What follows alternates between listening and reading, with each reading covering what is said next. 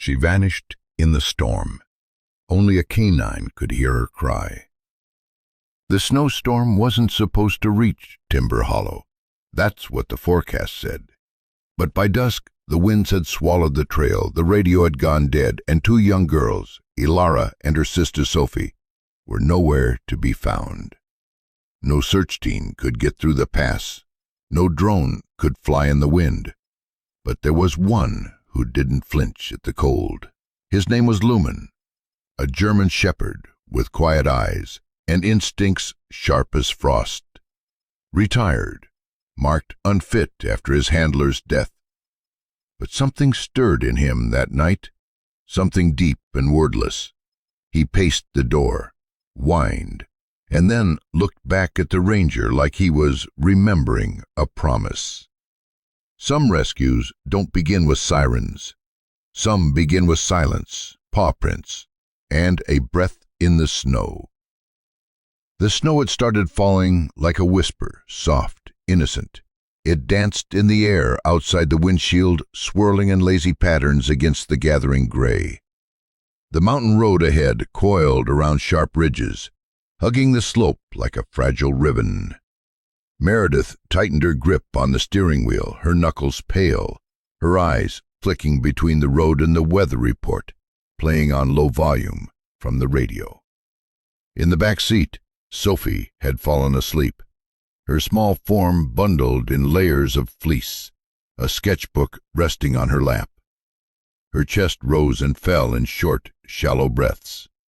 Beside her, Ilara, 17 and already so much older than she should be, watched the snow piling on the window edge, her fingers reflexively pressing Sophie's pulse. It was a habit now. She counted it in silence, like prayer beads, measuring each beat with quiet desperation.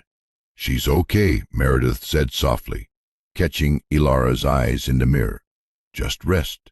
We're almost there." Ilara didn't answer. She just nodded, even though something in her chest tightened. Almost there. That was the promise. They were heading to her sister's cabin, an isolated place at the foot of Timber Hollow, meant to be a winter escape after the past year of hospitals and quiet dread. Sophie's condition had worsened. School had become too exhausting. The cold was dangerous, but the quiet was supposed to help. The SUV's tires hissed over slush. The road narrowed. Then it happened. The curve ahead was sharper than expected. Meredith's foot tapped the brakes. Just a tap, nothing more. But the wheels caught nothing. The vehicle fishtailed once, then again, harder.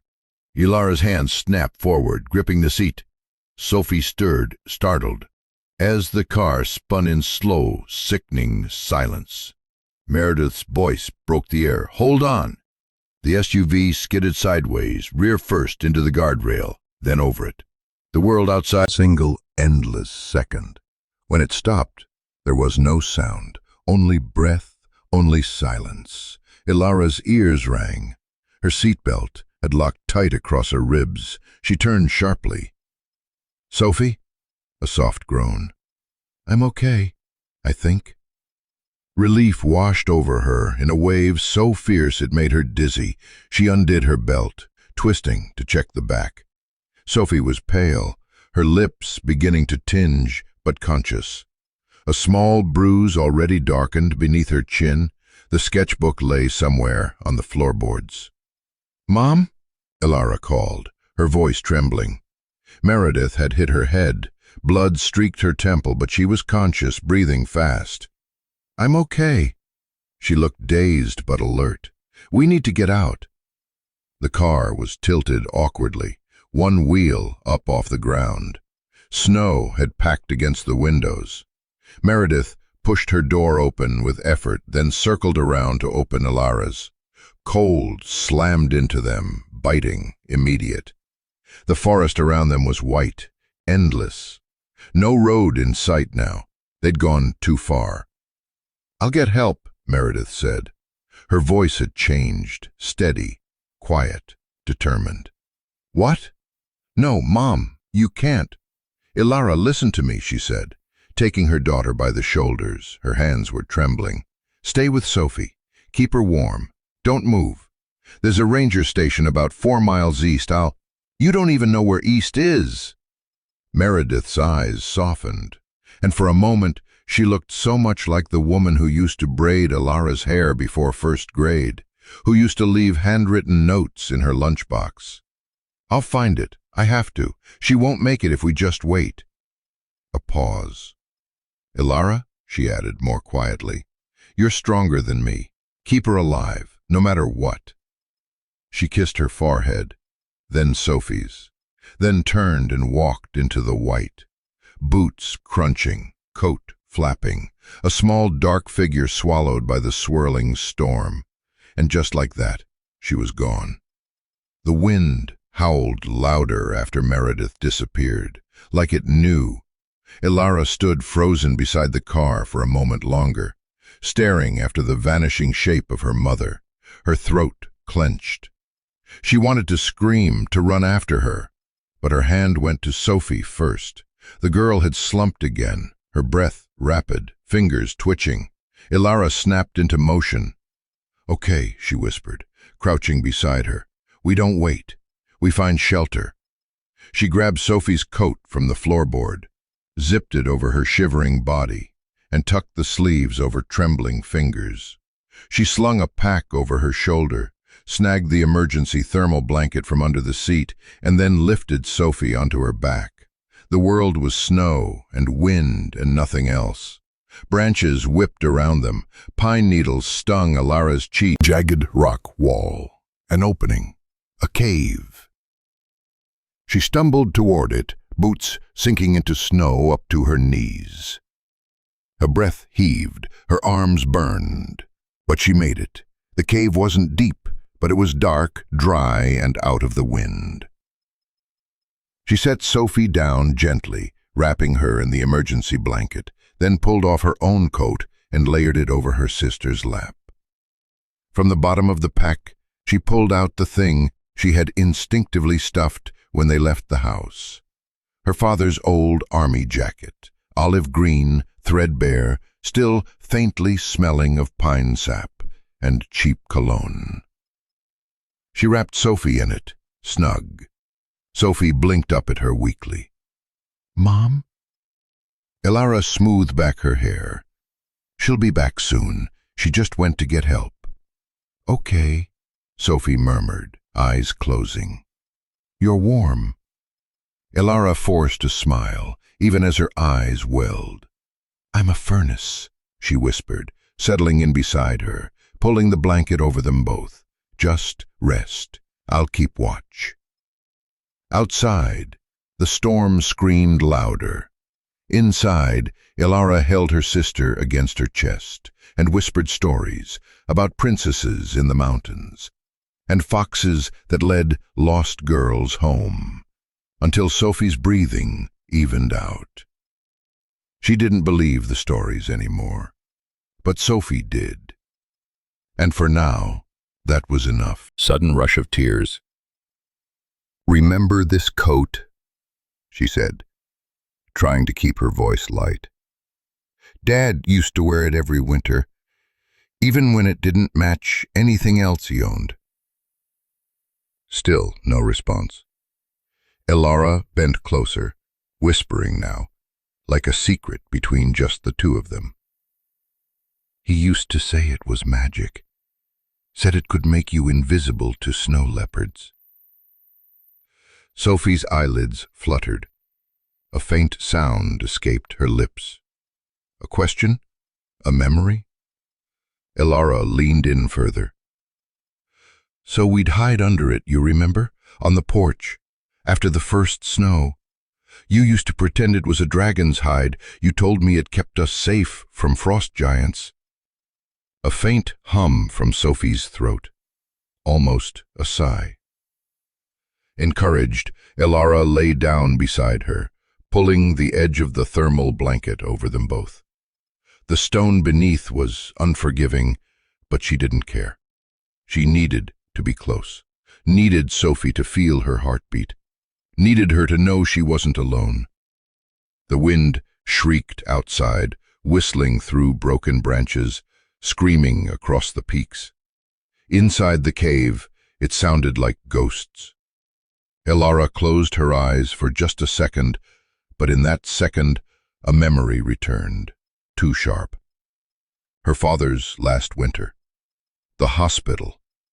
Sophie sitting on his lap, his voice raspy but kind. "You're brave like your sister, but braver, because you don't even know you're being brave." Back then Sophie had laughed. Now, she could barely breathe. Elara forced herself up and rummaged in the pack again. A half-eaten granola bar, a small water bottle, a flint striker she didn't know how to use, no matches. The fear rose like a tide, thick, paralyzing. She swallowed it. Instead, she turned back to Sophie and began telling a story. "Once upon a time," she began softly, "there were two sisters lost in a forest of snow. The wind was mean, the trees were tall, but the youngest sister had a secret." Sophie didn't move, but Elara kept going. She could speak to wolves, not the scary kind, real ones, the kind with blue eyes and warm fur. They watched from the shadows and guided her by moonlight. The cave grew darker as the storm outside thickened. Snow piled silently at the entrance, inch by inch, sealing them inside like a tomb. Still, Elara whispered the story. She led her older sister deeper into the forest, past frozen rivers and silent owls, until they found— She paused, thinking. A cave, but it wasn't empty. There was something inside, not a monster, not a bear, but a fire, waiting. She looked down. Sophie's chest rose, barely, but she knew she would. Because Sophie couldn't, so Elara would be the fire. She would be the story. She would be everything their mother asked her to be. Outside, the snow kept falling. The wind didn't care. But inside the cave, two sisters huddled beneath a coat that smelled like a man who once promised he'd always come back. And in that promise, they waited. Together. The cold changed as night settled in, not just colder, but heavier. Like it had weight, like it was pressing down from the sky and seeping up from the earth all at once. Elara could feel it moving inside her now, worming its way beneath skin and sinew, wrapping itself around her ribs like something alive. Every breath was harder than the last. Not sharp like earlier, but thick, like breathing through cloth. Her chest rose in slow, painful rhythm, and each exhale came out in a long, trembling cloud. She pulled Sophie closer, burying the little girl's face into the crook of her shoulder, as if she could shield her from the air itself. But Sophie was slipping, not asleep, not awake, somewhere in between. Her lashes fluttered, her lips barely parted, and the tip of her nose had gone from pale pink to an unsettling gray. "Stay with me," Elara whispered, voice cracking as she shifted the edge of the thermal blanket higher over Sophie's cheeks. Hey, you still with me?" Sophie murmured something, a word maybe, or a sigh. Her fingers twitched beneath the sleeve of their father's old coat. Elara clutched them tighter, trying to remember the warmth of summer, trying to pretend she didn't feel the frost setting in along the cuffs of her own shirt. The snow was piling at the cave's mouth now. It had begun slowly, like someone pouring flour over a countertop. Now it came faster, packing itself against the entrance, until the light from the outside world shrank to a dim, gray slit. Elara stared at it, teeth chattering. The storm had no face, no voice, but it felt cruel. She thought of her mother, Meredith, somewhere out there, stumbling through white void, calling for help that might never come. She had no idea what direction she'd gone. The world outside had no landmarks, just trees and wind and the quiet thump of snow falling. "She's coming back," Ilara said suddenly, not sure who she was speaking to, Sophie or herself. She's just taking longer than she thought. No answer, no echo. Even the cave was quiet now, the kind of quiet that pressed against your ears. Ilara blinked hard, trying to stay focused. Her body was shaking uncontrollably now. She tugged at the blanket, adjusting Sophie's scarf. Her own fingers felt clumsy, foreign, like they didn't belong to her anymore. Time became a blur. Minutes bled into one another. The only anchor was the sound of Sophie's breath. She whispered, nudging her. "Sophie?" Nothing. "Soph, come on," she said more urgently. She pressed her palm gently to the little girl's chest. Faint. Still there, but faint. She had to keep her awake, she had to. So she started talking. Her voice was raw, barely more than air. But she made it carry. Once upon a time, in a land where it snowed upside down, there lived a girl made of starlight and moss. She wore mittens made of clouds and rode a fox through the skies. But one day the stars fell too fast, and she tumbled into the world below. Sophie stirred slightly, her head turning toward Ilara's voice. Encouraged, she went on. She didn't know where she was, just that it was cold, so cold. But then she remembered something her sister had told her, that there was always fire if you looked deep enough, that even the snow had embers inside it. The story blurred, twisting into something more instinct than plot. Ilara wasn't sure what she was saying anymore, only that she had to keep saying it. As long as Sophie heard her voice, she'd stay tethered. She had to. Outside, the storm screamed against the mountain, bending pine trees into arcs of suffering. Branches cracked, snow slammed against the rocks like waves. The wind moaned through the entrance slit like a haunted breath. But Ilara's voice didn't stop. She told stories of warm summers, of lemonade stands, of the dog they never got to adopt because of Sophie's allergies. She described the dress Sophie had wanted for her last birthday, the one with embroidered stars. She recited parts of their father's letters from Afghanistan, anything she could remember, anything that would keep her from hearing the silence growing louder. Her voice broke when she spoke of the night before they left, when their mother had hugged them both, just a little longer than usual, when Sophie had asked, "What if something bad happens?" and Meredith had whispered, "That's why you have each other." Now Ilara curled tighter, her body aching from the cold and the weight of her sister, from holding still so long that her muscles had started to lock. But she didn't move, couldn't. Sophie was everything now. Minutes passed, or hours. The snow had almost completely sealed the cave entrance. Only a faint blue glow slipped in from the top edge. It painted everything in a strange, dreamlike light, cold and unearthly. Ilara was drifting, her eyes stinging with sleep, but she forced them open every time they closed. Stay awake, keep her warm, tell the story, even if it wasn't real, even if it ended in silence. Then, something happened. Sophie stirred. For the first time in what felt like an eternity, she whispered a single word. "Dragon." Ilara blinked. Sophie's breath, though shallow, had steadied. The stories were working. She didn't know if her mother was still alive. She didn't know if help was coming. But in that moment, none of it mattered. She had one job, and she was doing it. So she tightened her arms around Sophie, leaned her cheek to the top of her sister's head, and kept whispering into the cold. Outside, the wind howled. Inside, a voice remained. Thin, cracked, but alive. The blizzard had turned Timber Hollow into a ghost town. White swallowed everything. The streets, the trees, the sky.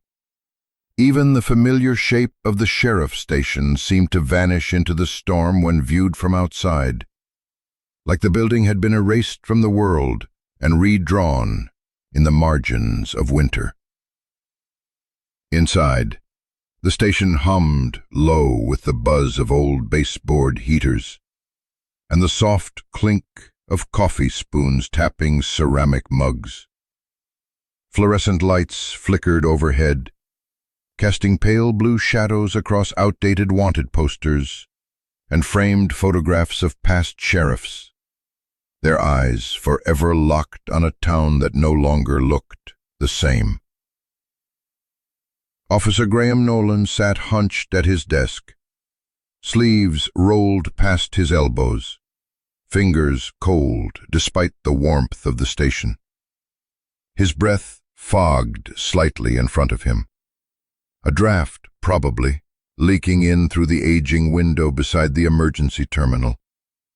He stared at the screen, unmoving.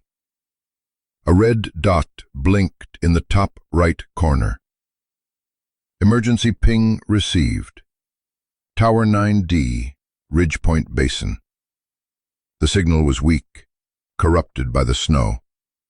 It had pulsed once, then vanished. Like a hand raised in a crowd, and then pulled under again. He leaned in closer. Tried to reroute. Nothing. Just static. Behind him, Sergeant Will Hayes sipped black coffee from a chipped mug that read, "Property of Nobody." He was a broad man, in his 50s, built like a tree stump with a voice to match. If that thing blipped from Tower 9D, it's already gone. Graham didn't answer. Hayes crossed the room slowly, watching the younger officer. "Could have been a false ping," he said. "Those old systems barely survive a stiff breeze, let alone a Category 2 storm. Hell, could have been a snowmobiler, pocket dialing the mountain gods." Still, no response. "Graham," the sergeant added, softer now, "don't be a hero. You know the protocol. We don't roll until first light, unless dispatch confirms a live call." Graham exhaled slowly through his nose. His jaw worked, clenching and unclenching. Protocol. That word had started to feel like a cage. He turned slightly in his chair. "You ever wonder if we wait just a little too long, just once?" Hayes narrowed. Lumen didn't make noise unless it mattered. He watched the dog move with precision toward the far window, the one overlooking the road leading toward Ridgepoint Basin.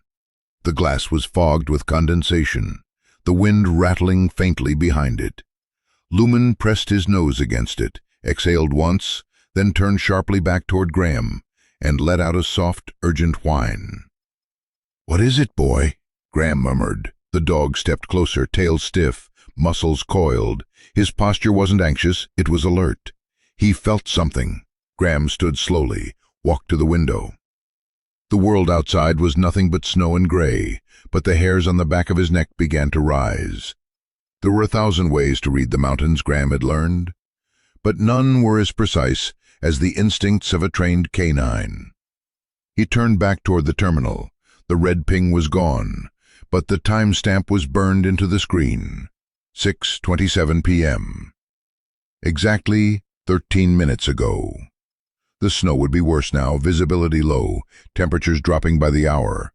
But whoever had sent that signal might still be alive, might be injured, might be waiting in the dark, praying for lights on the horizon. Hayes saw the shift in Graham's shoulders before the younger man even spoke. "Don't," he said. "Not tonight."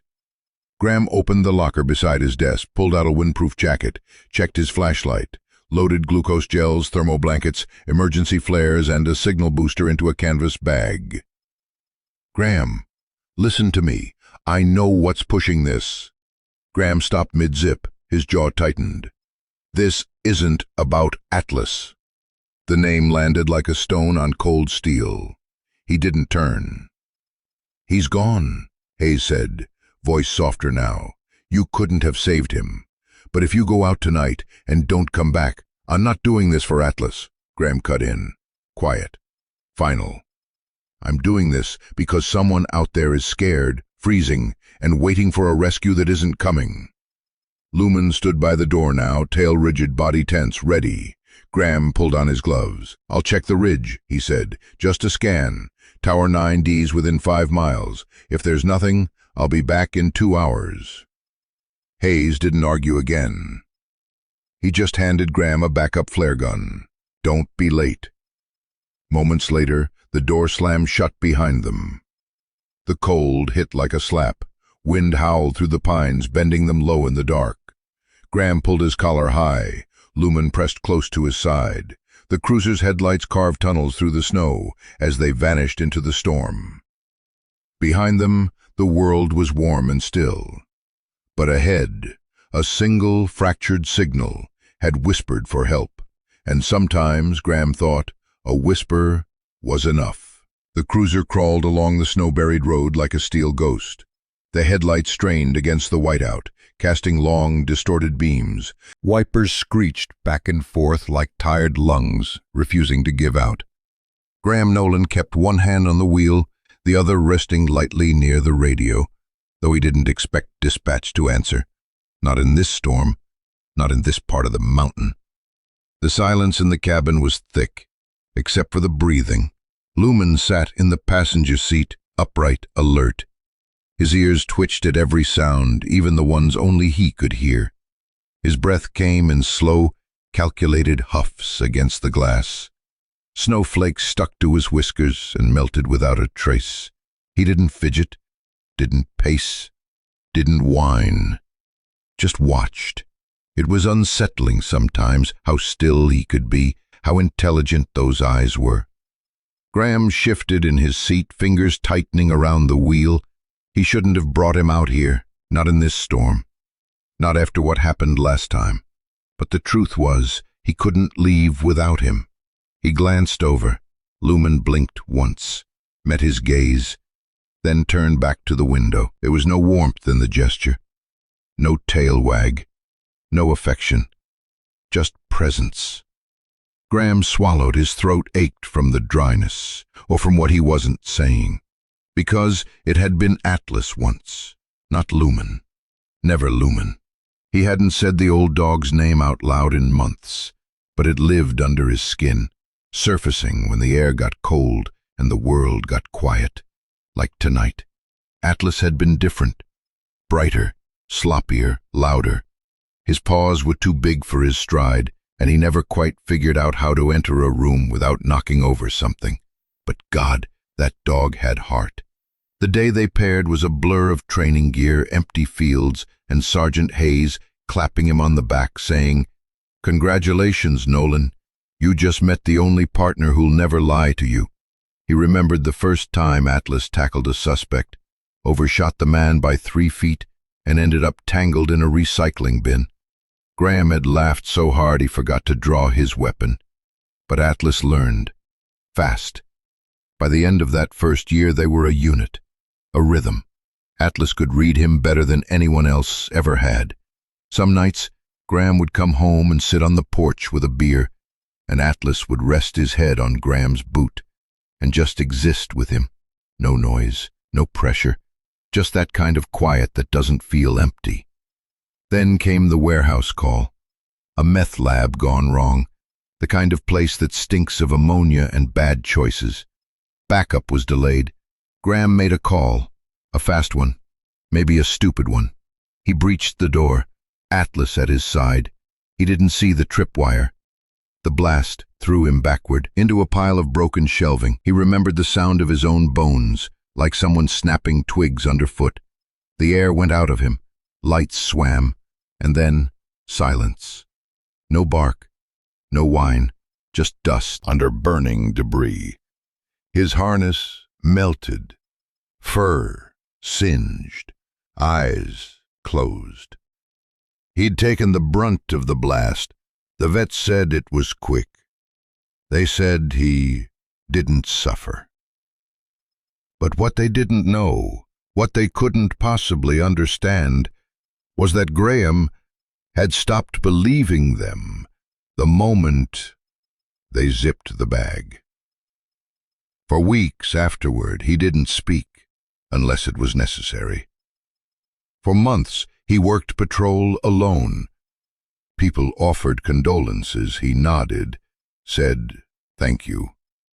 forgot their names 5 seconds later. And then, without warning, the department brought in Lumen, a transfer from a defunct K-9 program out of Colorado, highly trained, certified in explosives, narcotics, and search and rescue.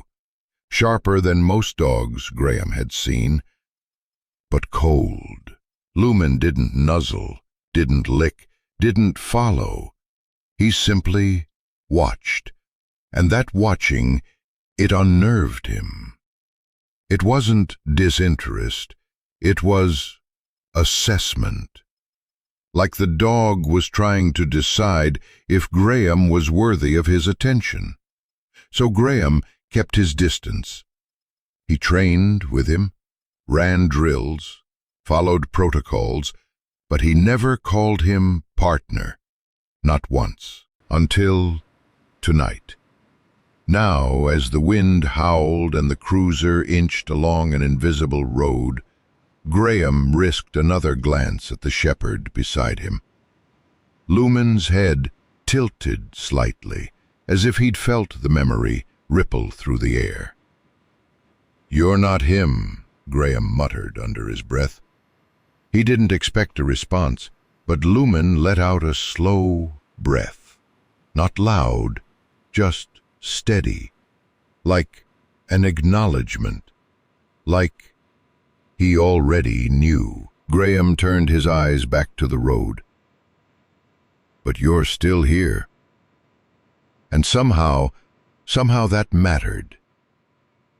Ahead, through the frost-streaked windshield, the world was white and endless. But inside the vehicle, a man and a dog drove on, bound by no affection, no past, but something else, something unspoken, the beginning of something still unnamed. The cruiser came to a slow crawl where the plowed road ended, just before the old forestry trail curved and vanished into thick timber. Beyond that point, there were no tire tracks, no light, no certainty, only snow and silence. Graham pulled the vehicle to a stop, the engine idling low as the heater pushed out its final gasp of warmth. The world beyond the windshield looked less like a landscape and more like a memory, blurred, color. Glance back. He simply stepped down into the snow as if the question had never needed asking. Graham followed. The cold bit harder once he was outside, like a second skin forming instantly around him. Ice crystals clung to his lashes, the wind cutting across his face like fine blades. Every breath burned. But still, he walked. And Lumen led. They moved like shadows through the timberline, their shapes long and shifting in the flickering beam of Graham's flashlight. Pine branches sagged under the weight of fresh snow. The forest felt ancient, watching. Each step crunched, muffled immediately by the wind that looped around them and swallowed every sound as soon as it was made. Graham had tracked through these woods before. Search and rescue drills, winter patrols, even a couple missing hikers. But never like this, never with no map, no destination, only a hunch and a dog. After the first quarter-mile, the trail disappeared entirely. Snow had blanketed it so completely it may never have existed. The GPS unit on Graham's wrist blinked red, a blinking reminder that it had lost contact with any satellite that might have helped. "Figures," he muttered, adjusting the pack's strap across his shoulder. Lumen stopped ahead of him, ears perked, his nose hovered just inches above the snow. Then He moved, to the right, off the trail entirely. Graham hesitated. It was blind territory. A downhill slope, thick with bramble and rock outcroppings. The kind of place you avoided unless you had a damn good reason. But Lumen didn't look back. So Graham followed. They trudged for nearly a mile in silence. The storm was worsening, wind whipping sideways now, snow coming in hard sheets. The flashlight barely cut more than a few feet ahead, and every branch snagged at Graham's coat like fingers trying to hold him back. His legs ached, his breath grew thin, but still they climbed.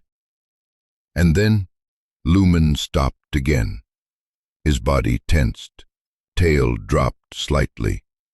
A sound, faint but different. Graham killed the flashlight and listened. For a moment there was only the wind. Then, beneath it, something sharper, a mechanical squeal, almost digital, not natural. He pulled the signal scanner from his coat and powered it on. Static. Then a blip. Not much. Just enough. Couldn't see. Not a trail, not scent. Something older than instinct. A pull. And then, there it was. A flicker of shape. A formation in the snow, like a break in the uniformity. Graham stumbled forward, raising the flashlight again. A ridge. A rock formation. An opening. A cave. Lumen slowed near the mouth of it, his body lowering slightly, ears trained forward. Graham approached, breath ragged, eyes scanning every dark corner. Silence. Then, movement. Just a flicker, a shift in shadow. He raised the light, and what he saw made his breath catch in his throat. Two figures, curled together beneath layers of blankets, unmoving. One small, the other smaller. One of them blinked, barely. Alive. Graham stood frozen, his heart pounding, and behind him Lumen sat down in the snow, his body still as the storm closed in. The wind had teeth. It scraped across the mountainside like a thing alive, gnawing at stone, hissing through pine needles, and howling into the black corners of the cave where Ilara and Sophie lay curled in silence. The snow had risen higher now, almost sealing them inside completely. Only a thin crack remained at the top of the cave mouth, just enough to let in a sliver of pale gray light that didn't warm, didn't reach, didn't matter. Ilara wasn't sure how long they'd been there. Time had stopped obeying her. Her body was numb in patches, first her toes, then her fingers, then the tip of her nose. She'd tried flexing them, rubbing them, whispering stories to stay awake, but her voice was cracked now, dry and brittle like the frozen air they were breathing. Sophie, wrapped tightly in blankets and their father's coat, hadn't spoken in hours. Her breathing was faint but steady, her small body tucked so close Ilara could still feel it, even through the cold. Ilara's thoughts were loose, fraying. She thought she heard her mother's voice once, whispering her name in the wind. She thought she saw firelight on the cave walls. She thought she felt warmth crawling up her spine, only to realize it was a tear freezing mid-fall. Then, something changed. It came not through sight or thought, but through sound.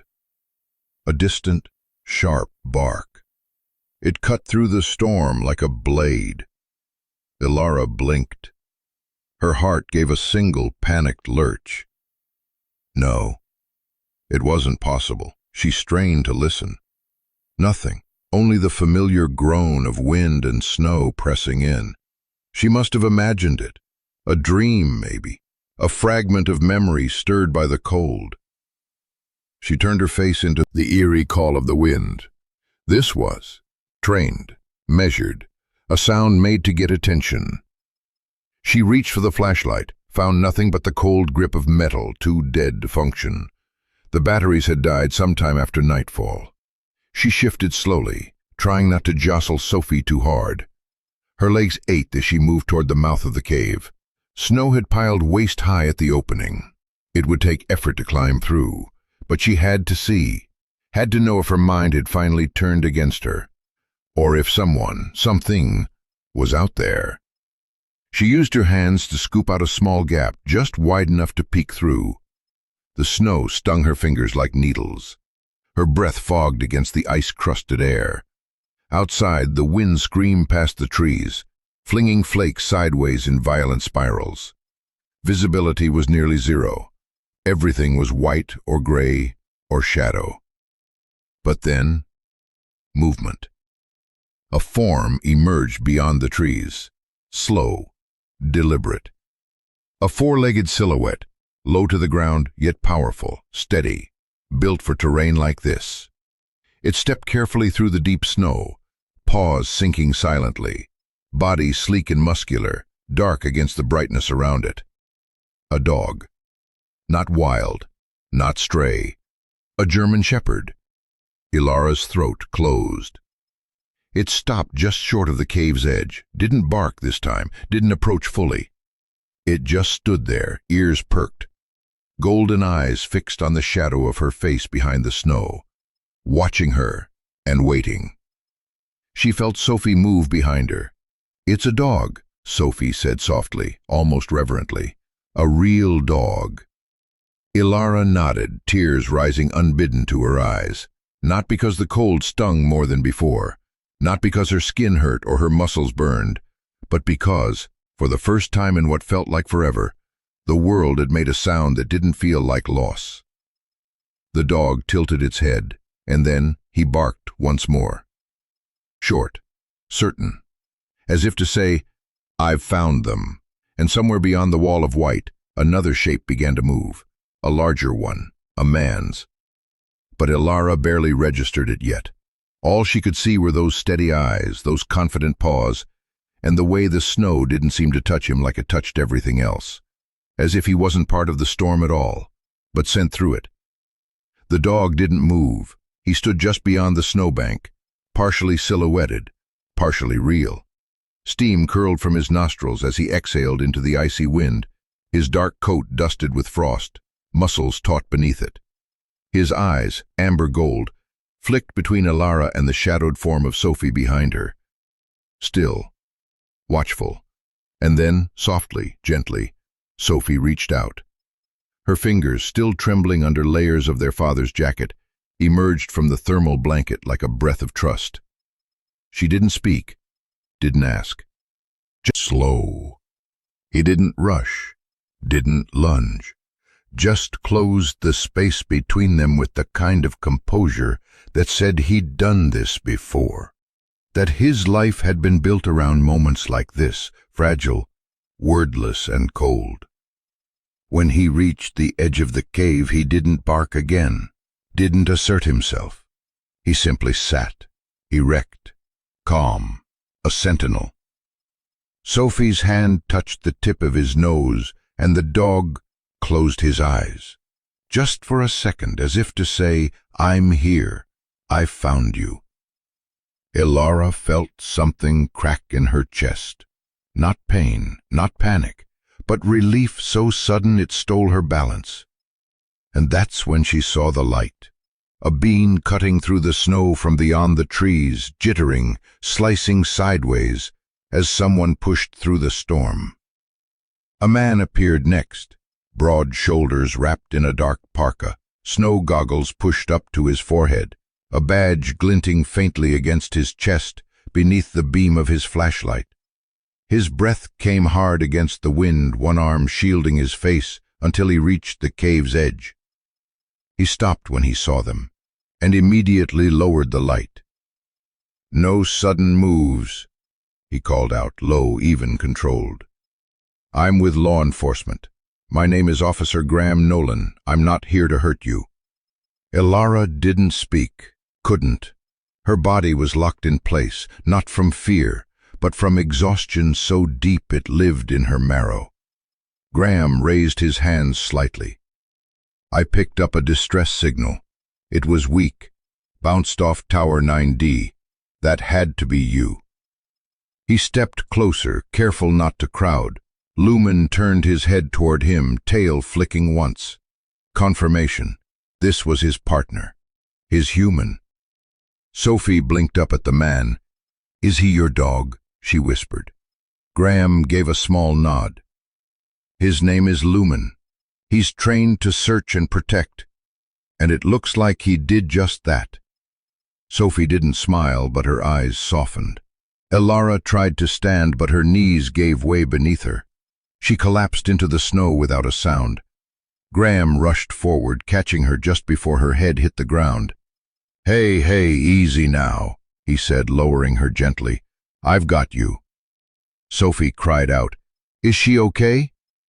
"She's alive," he said, already checking her pulse, his hands moving quickly and with practiced calm. "Just exhausted, cold, dehydrated, maybe hypothermic, but her vitals are there." Lumen nudged Sophie's knee, and the girl instinctively laid a hand on his back again, grounding herself. Graham pulled a small emergency blanket from his satchel and wrapped it around Elara, then handed Sophie a pouch of glucose gel. "Squeeze this into your mouth slowly. It'll help."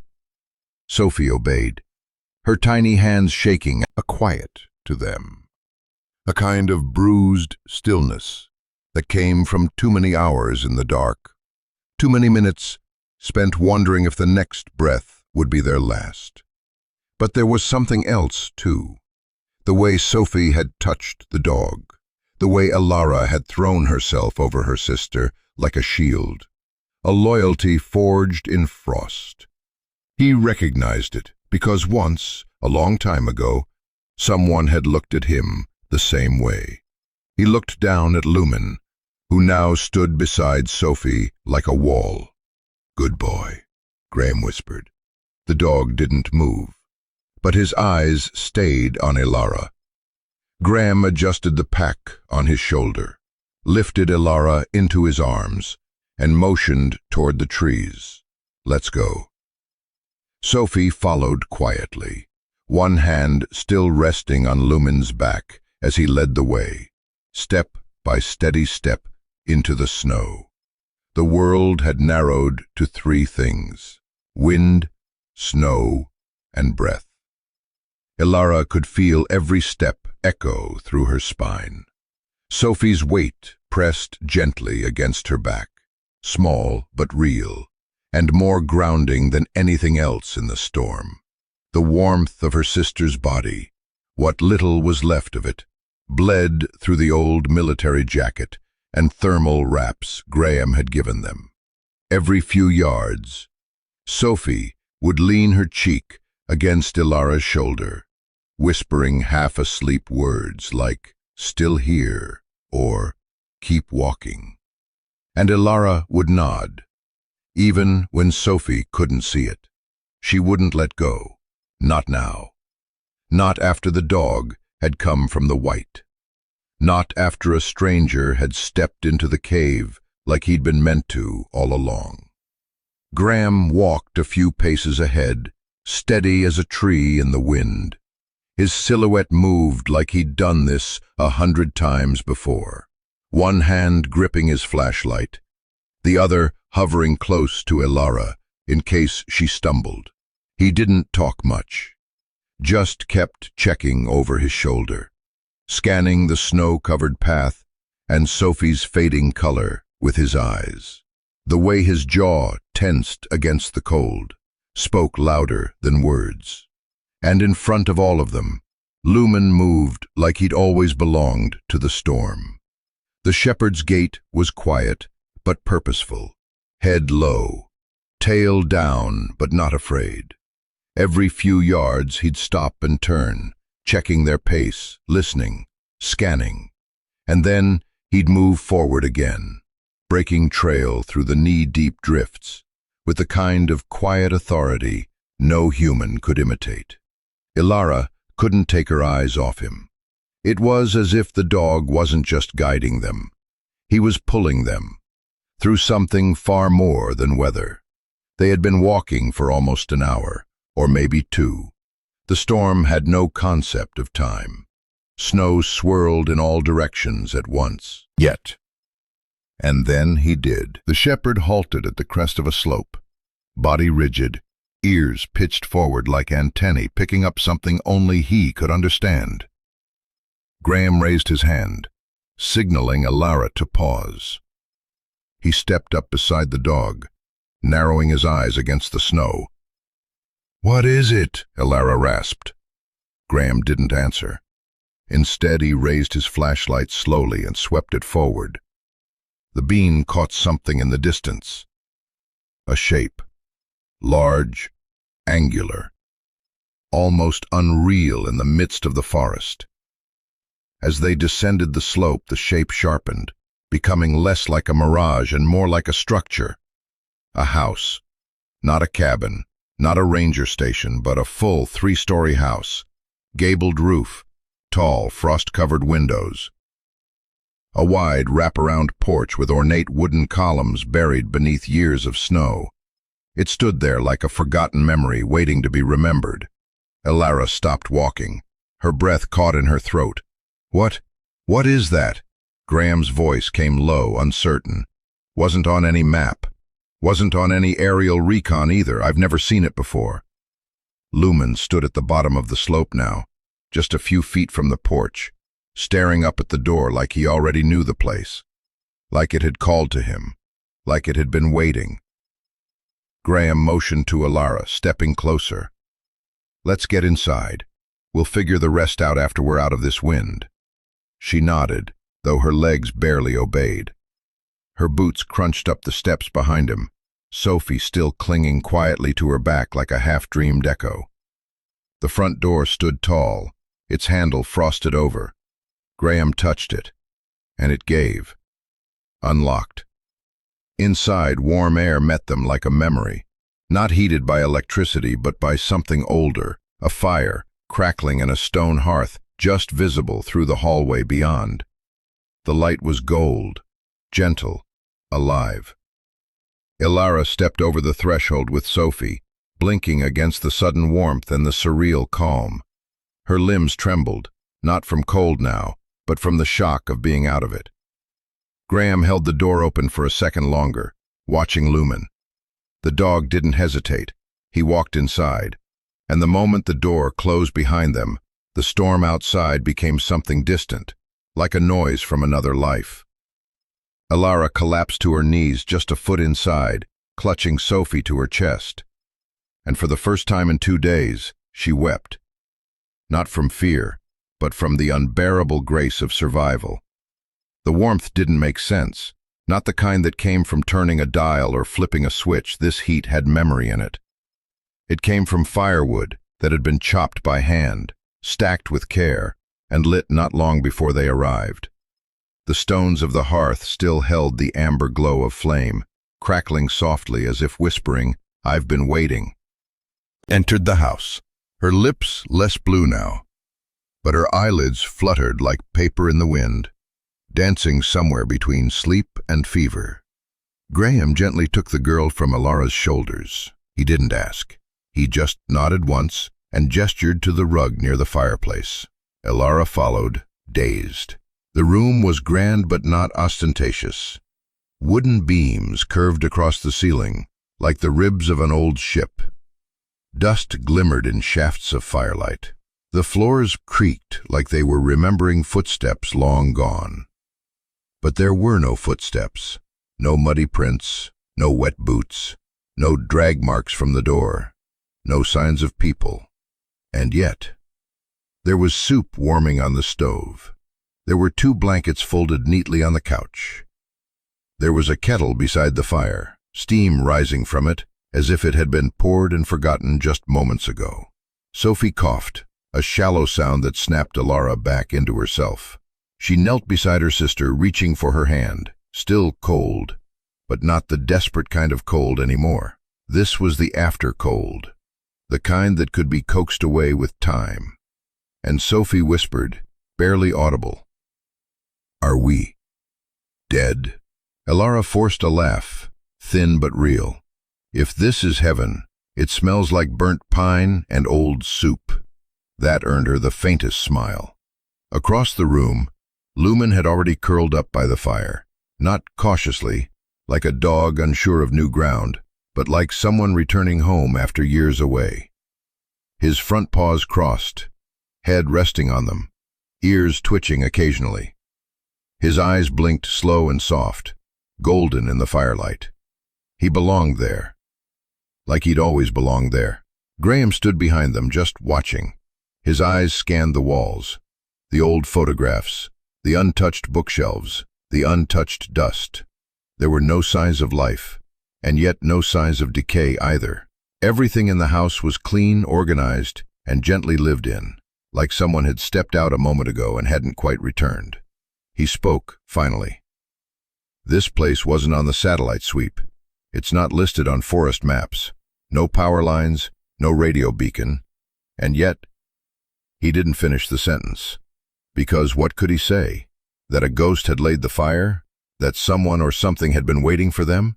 Alara slowly rose to her feet and wandered into the small kitchen. Her legs still trembled from the hike, from the cold, from everything that had come before. But something deeper now held her up.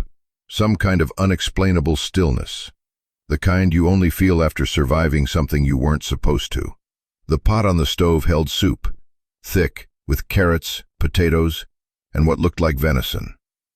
Her fingers hovered over the handle, unsure. It felt wrong to take, but leaving it felt worse.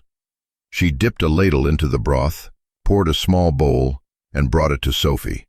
Her sister sipped like a bird, slow, careful, a nearby table, and tried to raise dispatch again. Static. No surprise, the blizzard was still howling outside. Walls of wind slamming against the shutters like fists full of ice. They weren't going anywhere soon, but for the first time since the wreck, the fear had stopped chasing them. It lingered, yes, like smoke after a fire, but it no longer hunted. There was a lull in the air, a hush, not empty, but held, as if the house itself was listening. And then, Alara noticed something. Above the fireplace, tucked into the stone, was a photograph in a brass frame. She stepped closer. A woman, maybe in her 50s, gray hair pulled back beneath a ranger's cap. She was kneeling beside a German shepherd, not Lumen, but similar. Both wore vests. Her hand rested on the dog's neck like she trusted him with everything. Below it, a brass plate engraved with 2 names, Marie Callahan and Zeke Wilderness Search and Rescue, 1991 to 2005. Alara turned to Graham. "Do you think this was hers?"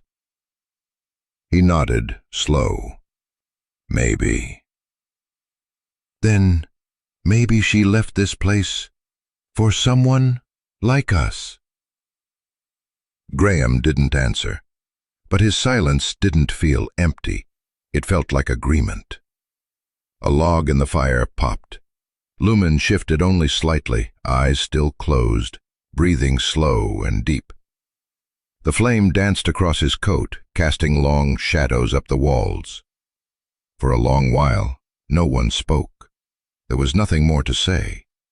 They were alive. They were warm. They were held by something unseen, yet deeply felt. The blizzard still whispered at the windows, but inside the old house, time had slowed to a breath.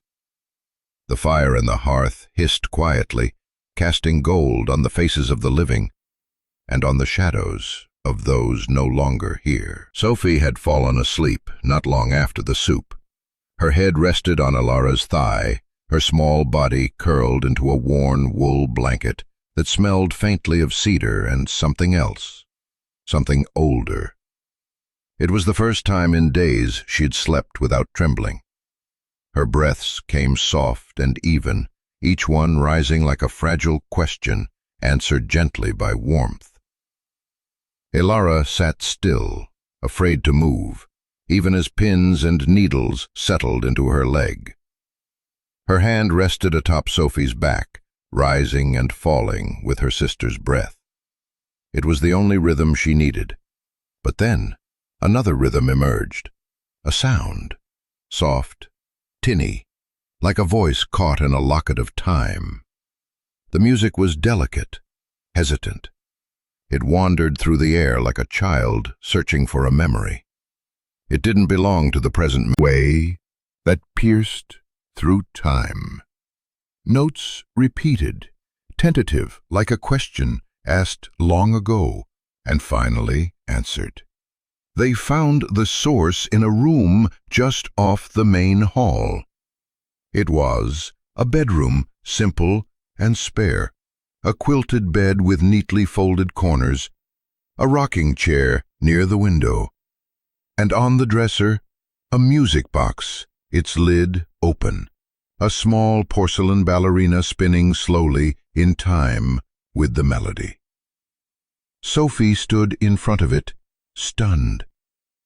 "That song," she whispered. Elara stepped beside her, mouth parted. Her knees nearly gave way. It was the song, the lullaby their father used to hum when Sophie was a baby. Not the whole tune, he'd never known all the words, but just the melody. He'd whistle it while fixing the fence, hum it when he carried Sophie to bed. Their mother always said it came from his grandmother, a song passed down like a secret between the generations. Yet here it was, not in a memory, not in a dream, but alive, playing now, in this impossible place. Elara's throat tightened, her eyes burned. She sat on the edge of the bed, turned away from Sophie, so her sister wouldn't see her cry. But her shoulders gave her away. The first sob came, sharp, like something breaking loose. The second was quieter. The third was just breath. Sophie said nothing. She sat beside her sister and leaned into her side, placing her small hand in Elara's lap. Together, they let the music fill the hollow places that cold and fear had carved inside them. Behind them, Graham stood silently in the doorway. He didn't speak, didn't ask. His eyes had changed. Gone was the distant, weathered stoicism. In its place was a kind of unease, not fear exactly, but a disturbance, a ripple beneath still water. Because he, too, recognized the tune. Not the exact song, perhaps, but the emotion inside it. He'd heard something like it once, long ago, on a grainy cassette recording of his mother's voice. A birthday message for a boy who missed her more than he knew how to say. Music had a way of tunneling through time, and this house, this impossible, waiting house, was answering them.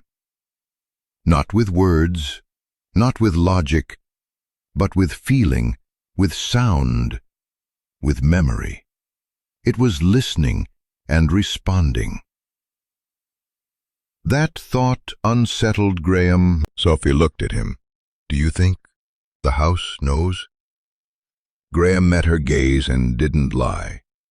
I think some places remember the people who needed them most. They all stood in silence for a while. Outside, the storm still raged, but in here, the only wind was memory, and it moved gently through the walls. The fire crackled in the hearth with a steady rhythm, its warmth slowly unthawing the lingering cold in their bones. The girls had settled back near the couch, wrapped together in a cocoon of blankets and silence.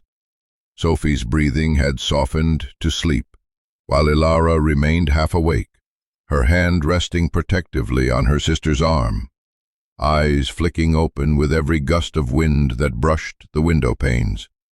Graham stood alone near the fireplace, a cup of cooling tea untouched in his hand. His gaze hadn't moved for several minutes. It stayed fixed on the wall above the mantel, where an old sepia-toned portrait stared back at him with unsettling familiarity. The frame was simple, dark oak, carved with leaves and the faintest outline of a shepherd's crook. The photograph inside was crisp, despite its age. A man in his early 50s, straight posture, neatly combed hair swept back from a furrowed brow. A pen clipped to his breast pocket. His eyes were sharp, but kind. The kind of eyes that had seen enough of the world to stop judging it. Below the portrait, etched into a small brass plaque, were the words, Jonathan E. Rourke, 1907 to 1991. Truth is the last fire we keep lit. Graham's throat tightened. It couldn't be. He whispered the name out loud, just to be sure. Rourke. He didn't realize Ilara had stirred behind him until her voice followed, soft and uncertain. You know him? Graham's eyes never left the portrait. Not personally, but I knew of him. He stepped closer as if drawn by something he hadn't allowed himself to feel in years. He was a war correspondent, traveled with American units across Europe during World War II, then wrote investigative pieces here in the States for decades after. My dad used to talk about him like he was a legend. Graham swallowed, the heat from the fire suddenly too close. They weren't just colleagues. They were best friends.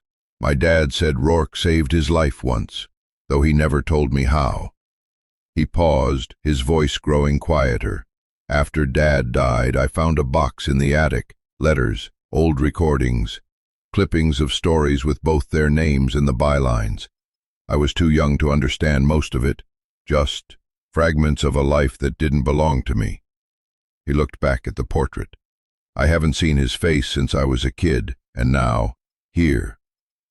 Ilara rose slowly and stepped beside him, her eyes to disappear. But then how are we here? She asked. How did we end up in his house? Why now?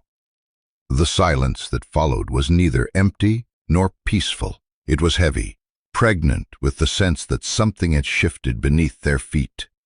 Lumen padded in from the hallway, fur slightly damp, snow clinging to his legs like ash.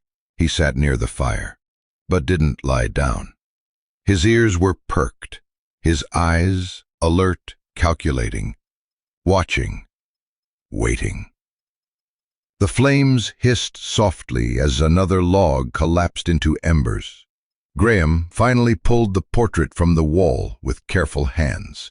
A swirl of ash-like dust drifted down as he turned the frame over. A brittle envelope had been taped to the back, yellowed with age, its seal cracked.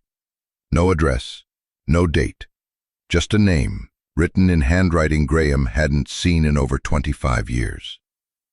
To Walter Nolan, if ever the wind carries him back, his father's name. Ilara stepped back, breath catching in her throat. Graham opened it slowly. Inside was a folded sheet of lined paper, the ink faded but legible. A single paragraph.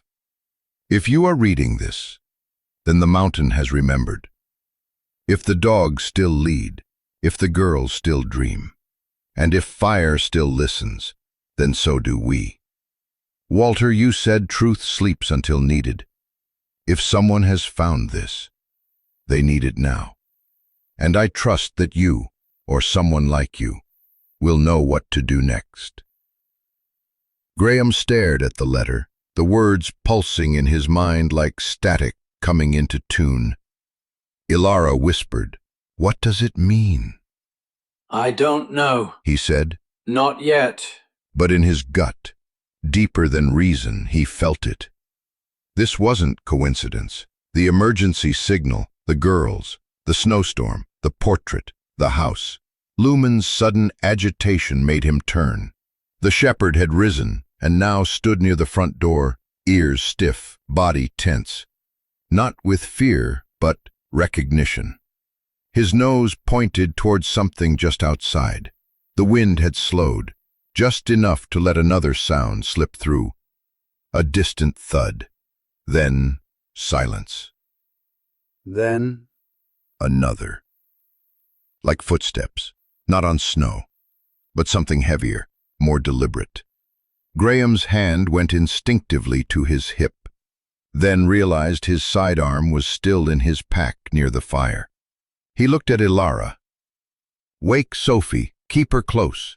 "What is it?" she asked, eyes wide. "I don't know," he said again, "but someone else is coming." He turned back to the portrait, holding the letter tighter. Truth was stirring, and something or someone remembered more than just them. The wind had finally begun to weaken, whispering through the trees now instead of screaming. Outside the window, snowflakes drifted lazily downward. Neither spoke. They had no need. The quiet between them had shifted from peace to caution.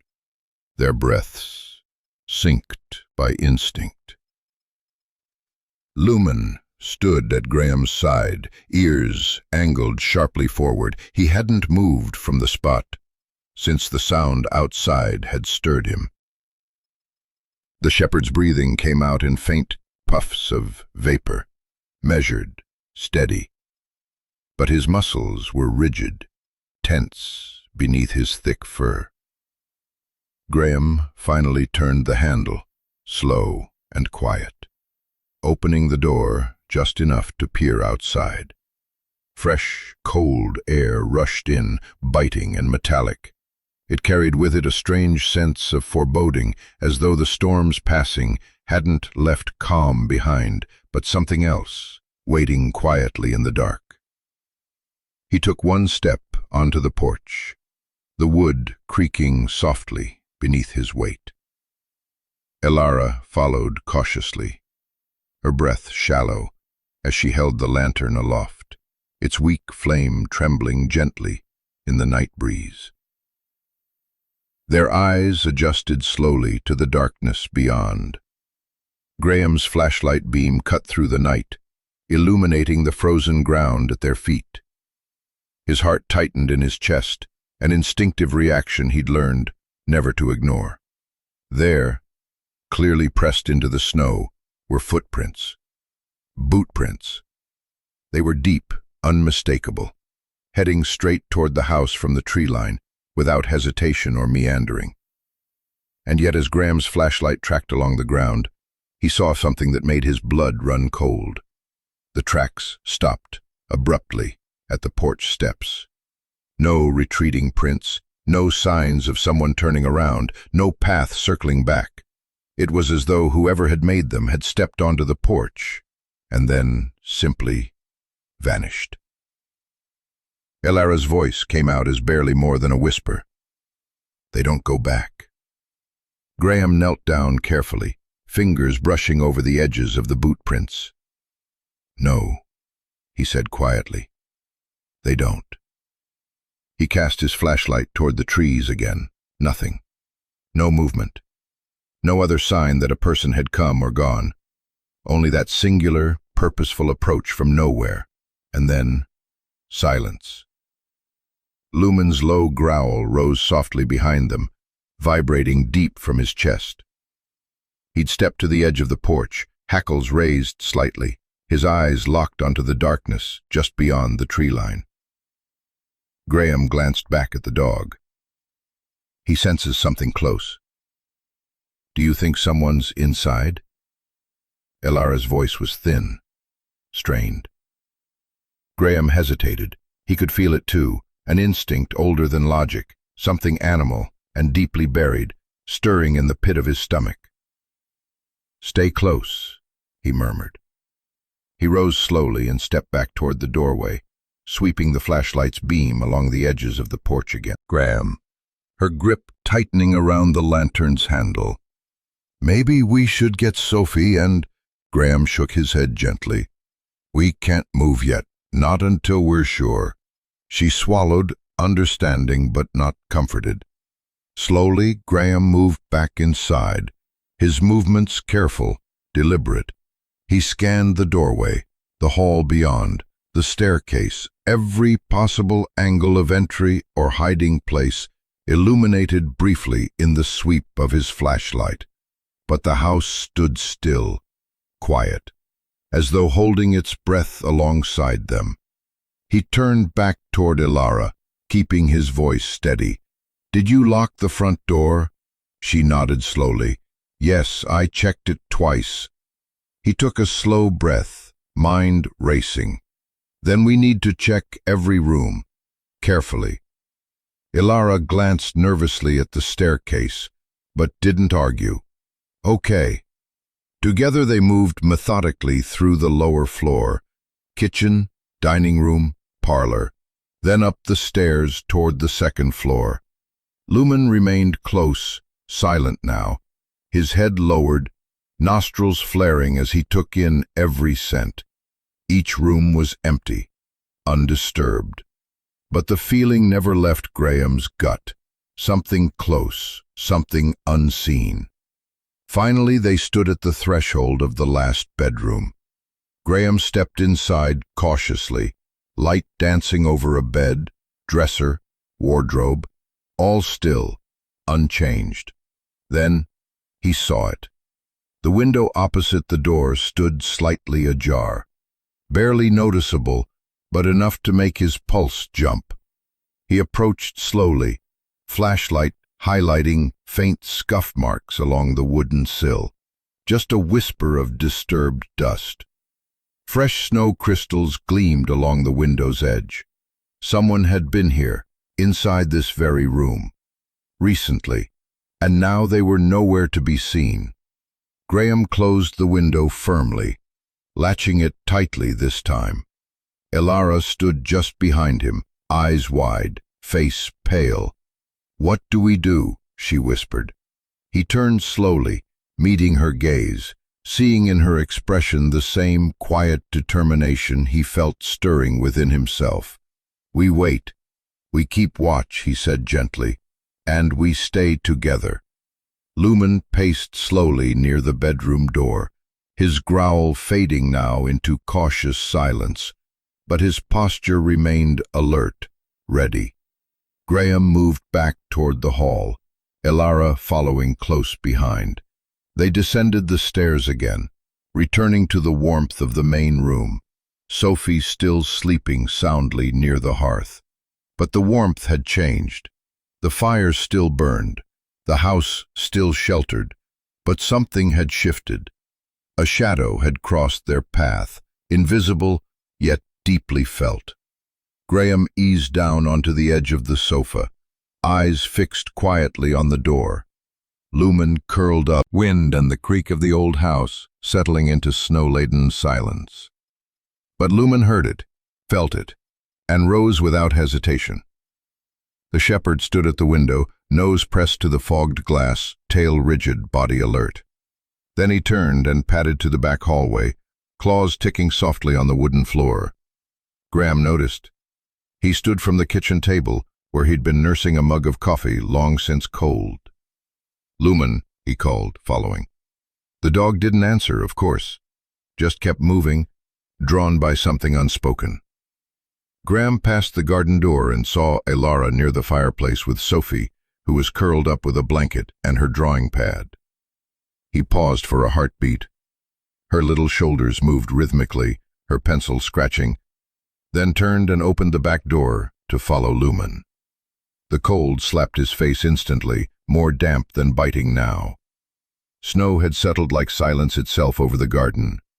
Everything looked untouched, too still, too serene, like a stage awaiting a tragedy. Then he saw the shepherd. Lumen was at the far end of the garden, where the stone wall met the edge of the overgrown shrubs. He was pawing insistently at a patch of snow, nose low, movements anxious but focused. "What is it, boy?" Graham muttered, crossing the crunching white. The closer he got, the more deliberate Lumen's actions became. He wasn't digging randomly. He was uncovering something. Graham knelt beside him, brushing snow aside with gloved hands. Beneath the powder, the edge of a thick wooden plank emerged. Graham swept faster, revealing more of the shape, a rectangle bordered in rusted iron. A ring handle lay half buried at its center, stiff with frost. It wasn't part of the house's known layout. It hadn't been mentioned in the journals Ilara found. And yet, here it was. A trapdoor. Graham glanced around. No footprints. No markers. The snow above had looked untouched. How long it had been there? He grabbed the iron ring with both hands and pulled. Nothing. Frozen solid. He leaned in, exhaling slowly. "We need heat." Behind him, the garden door opened. Ilara stepped out, arms hugging her sides against the cold. What did he find? Graham didn't look up. Something buried. A door. Ilara hesitated, then approached, eyes widening as she saw the exposed wood. Was it in the floor plan? No. Lumen gave a soft whine and stepped back, watching them with eyes that held more than simple instinct. They held urgency. Graham stood. "I'll get the kettle. Try to melt the seal." But Ilara didn't answer. He turned to find her frozen in place, her face pale. Her eyes weren't on the trapdoor anymore. They were on Sophie, who stood silently in the garden doorway, clutching her drawing pad. "Sweetheart." Out. "Sophie! It's cold. Come back inside." But Sophie moved past them. She knelt beside the trapdoor without speaking and laid her drawing pad down in the snow. Then, with fingers numb but precise, she turned the pages, one after another, until she stopped. The picture showed a door, this door, exact in its shape, the iron ring, even the ivy trailing along its edges. But that wasn't what chilled Ilara. It was what was drawn beneath it. A dark space. And eyes. Not human. Ilara knelt beside her, brushing the girl's damp hair back from her forehead. "Sophie, how do you know about this door?" Sophie looked up at her, eyes wide, unfocused. "He told me." Ilara blinked. "Who?" "The man in the smoke," Sophie whispered. "He sings like Daddy." The air felt instantly colder. Graham exchanged a glance with Ilara, trying to ground himself in logic, but it slipped like ice beneath his thoughts. "She's just exhausted," he said quickly. "Dreams, maybe.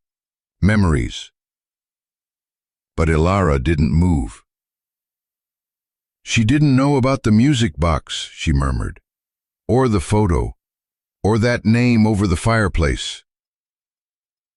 Sophie looked down at the trapdoor again. "He's waiting." Graham stood abruptly. "I'll get the kettle." He disappeared inside without waiting, the screen door clattering behind him. Ilara stayed kneeling beside her sister, wrapping the blanket around her again, holding her close. "We're safe now," she whispered.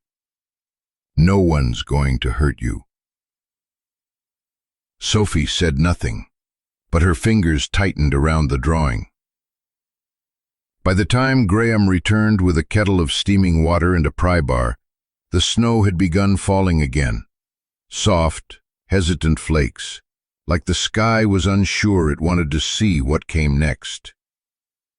He poured the hot water slowly along the edge of the trapdoor, steam curling into the cold air. The frost hissed. He poured again, then wedged the bar beneath the frame and pressed down hard. A groan, a creak, then a sudden jolt as the seal cracked. Graham pulled harder. The trapdoor gave way with a sucking sound, revealing darkness beneath. It wasn't deep. Just a stairwell, stone steps descending into blackness. The air that rose from it was colder than the wind. Lumen stepped forward and sniffed. His ears flattened slightly. A low growl rumbled in his throat, but he didn't move. Sounds only he could hear. The house no longer felt like a haven. It breathed now, deep and slow, as if something beneath the floorboards had awakened with the trapdoor's reveal. Every creak felt intentional. Every gust of wind against the siding sounded like breath drawn too close. Sophie had finally fallen asleep on the couch, curled beneath layers of wool and the old military coat. The music box clutched to her chest like a shield. The fire crackled softly beside her, its flickers casting shadows that danced across the walls like half-formed memories. Ilara sat cross-legged on the hearth, her fingers cupped around a chipped mug of tea she hadn't touched.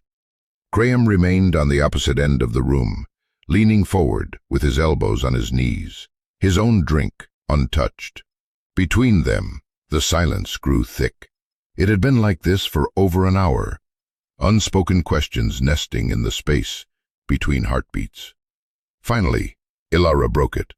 "You knew that name," she said quietly. Graham didn't look at her. "Over the fireplace, Jonathan E. Rourke. You recognized him." He shifted slightly, rubbing his hands together, the heat of the fire not quite reaching the cold in his chest. "He was a journalist, traveled with my dad during deployments. Reported from places most reporters wouldn't dare go. War zones, secret operations. He was your father's friend, closest one he had," Graham murmured. A beat of silence passed. Then, "Why is his portrait here?" Ilara asked, voice trembling between curiosity and fear. Graham finally looked at her. "I don't know." "You don't know," she repeated, more to herself than him. "I didn't even know this house existed." He stood abruptly, pacing toward the window, pulling the curtain back to stare into the white swirl beyond. Nothing but darkness and frostbitten silence. The storm hadn't let up. Not entirely. The outside world remained erased.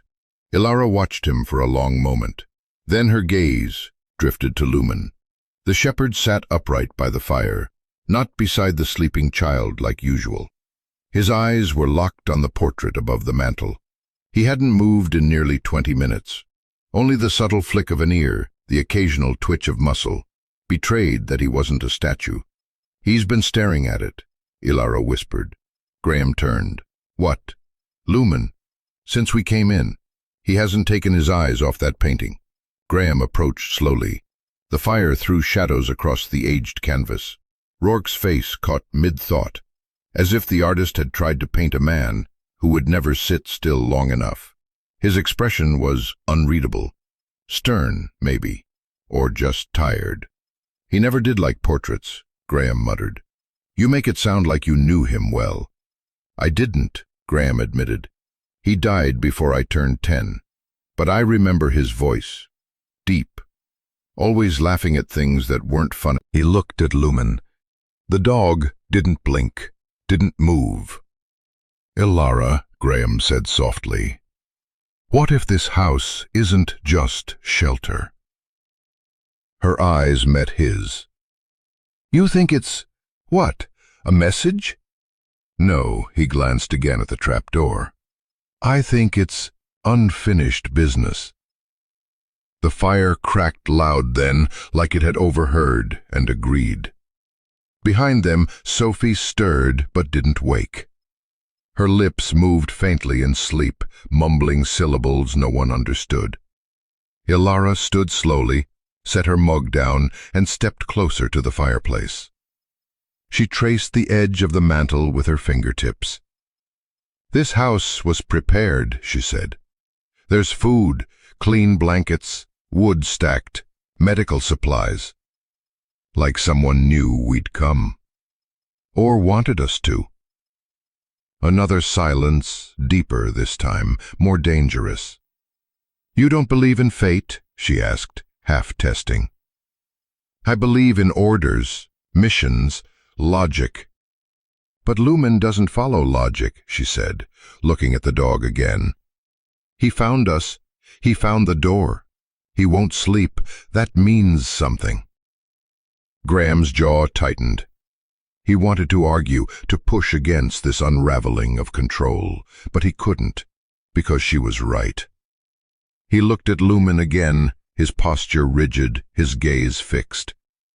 "Atlas used to do that," he said quietly, "my old canine partner. When he sensed something unfinished, he'd just sit and wait." "What happened to him?" Graham didn't answer for a long time. Then, "Bomb threat, warehouse. He went in first, saved 6 officers. I went in after him. Only one of us came out." Ilara's face softened. "I'm sorry. I wasn't. For a long time I thought maybe I wasn't worth saving." A beat. Then Ilara crossed the space between them. She sat beside him now, close enough to feel the heat from his body, but still a thread of distance hung in the air, like neither was ready to admit how afraid they were. "Maybe that's why you were the one to find us," she said.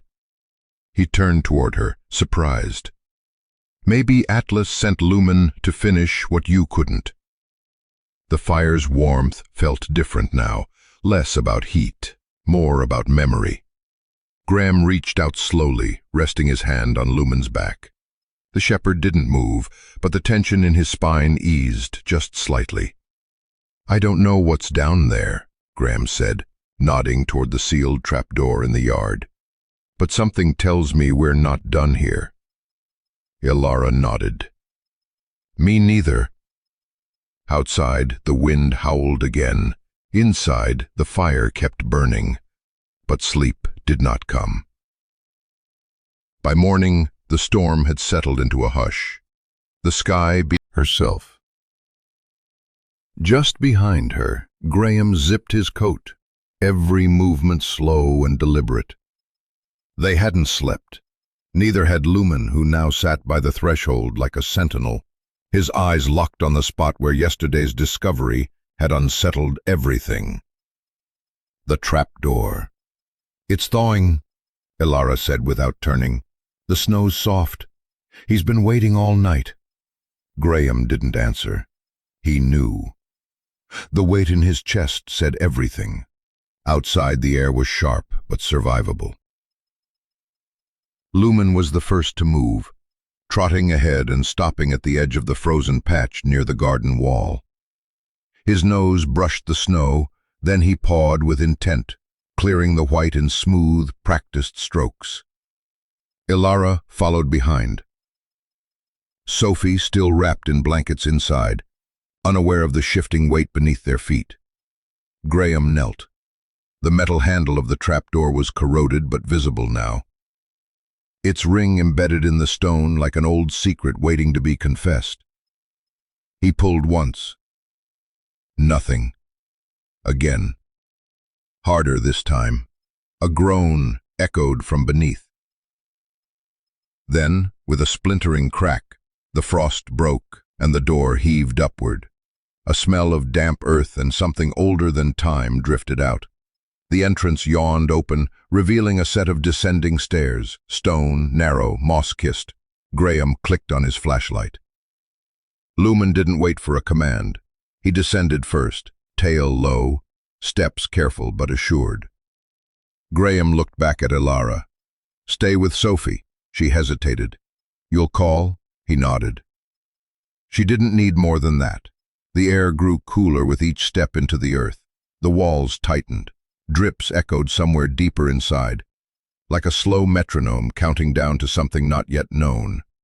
At the bottom of the stairs, the space opened. A narrow, bunker-like room, low ceiling, walls made of stone and cement. A generator sat, long dead in the corner. Rust laced the corners of an old metal desk. One lone bulb dangled from above, swaying slightly as if a breeze had passed just seconds before. And then he saw it. Along the walls, maps, clippings. Photographs yellowed with time, corners curled. Red string tethered headlines to coordinates, names to images. A tapestry of investigation layered across decades. Graham stepped forward, breath catching in his throat. Newspaper headlines. Whistleblower journalist vanishes in Alaska. Classified military test site sparks conspiracy claims. E. Rourke claims military wrongdoing. Officials dismiss allegations. There were photographs, too. His father in uniform, standing beside Rourke in places Graham had only ever seen in grainy home movies. There were others, unidentified men, documents with parts blacked out, faces crossed out in red ink. It was a war room, but not for planning battles, for uncovering them. Lumen nudged his leg. Seastone, etched on the front in fading gold. Jonathan E. Rourke. Hands trembling slightly, Graham picked it up. The first page was a photograph, taped in slightly askew. It was of Rourke and his father, arms slung around each other's shoulders, smiling into the sun. Behind them, a snowy mountain range that looked eerily like the one they were standing in now. Graham flipped the page. If you're reading this, you're either very brave or very lost, or both. And if you're my godson, I'm sorry for dragging you into this. But the truth has teeth. Graham froze. His fingers tightened around the edge of the book. Godson? He turned another page. Then another. Drawings. Transcripts. Detailed accounts of experiments, some involving animals, others involving something coded as Project Silence. References to unauthorized testing sites, a base called Tier 0, and the cryptic note, she survived the crash, but she wasn't supposed to. He stepped back. Lumen stood in the center of the room now, staring at the far wall, where a single picture of a little girl was pinned with careful precision. Her face was partially obscured by a scarf, but her eyes were unmistakable. Sophie. Graham's heart dropped. He turned toward the stairwell, as if hearing something from above, though no sound had been made. She wasn't supposed to survive? The journal slipped slightly from his fingers before he caught it again. Rourke had been investigating something that involved his father, the military, maybe even this exact region. And Sophie was somehow a part of it. The silence around him wasn't empty anymore. It was loaded. Lumen let out a low growl, not threatening but alert, a reminder that they weren't alone, not truly. Graham gathered the journal, tucked it under his arm, and scanned the rest of the room one more time. Names he didn't recognize, redacted symbols, a map with a circle drawn just a few miles west of their current location, with the words, Hatchpoint, buried, sealed. As he turned to leave, his flashlight flickered. For a moment, he saw something in the reflection on the wall, two men walking side by side through snow, shadows long and backs straight. Then the light stabilized, and the image was gone, but the message was clear. This place wasn't just a bunker, it was an inheritance, and the ghosts who built it had left him the key. The journal weighed heavier than it should have, leather-bound, stitched at the spine, corners curled by time. Graham sat at the old desk in the bunker, the dim light of his flashlight illuminating the pages as if revealing secrets not just to his eyes, but to something deeper. Lumen lay near the doorway, ears perked, but body still, like he too was listening to the past speak. Graham flipped through the E. Rourke. The name was inked on nearly every page, but not boastfully. It was more of a signature of burden, one he had clearly carried alone. There were reports, copies of clippings Rourke had smuggled from courtrooms and congressional hearings, hand-scrawled summaries of whispered conversations and payoffs. But one name surfaced again and again: Victor Mercer. Graham didn't know it yet, but the way his hands trembled when he read that name told him enough. Mercer was linked to shell companies, research foundations, and something that Rourke called the Hollow Directive. There were maps, military in origin, and beneath one of them, Rourke had underlined a phrase in red: "Not all ghosts wear dog tags." And then he found it. Pressed between two aging pages, folded 3 times, was a small yellow envelope. The seal was broken, but the letter inside had been carefully placed back in, like it had been read by someone who wasn't supposed to read it, and then returned with trembling hands. On the front, "To Graham, only if I don't make it back." Graham stared at it for a long while. It didn't feel like paper in his hand. It felt like gravity itself. He opened it. "If you're reading this, I've failed.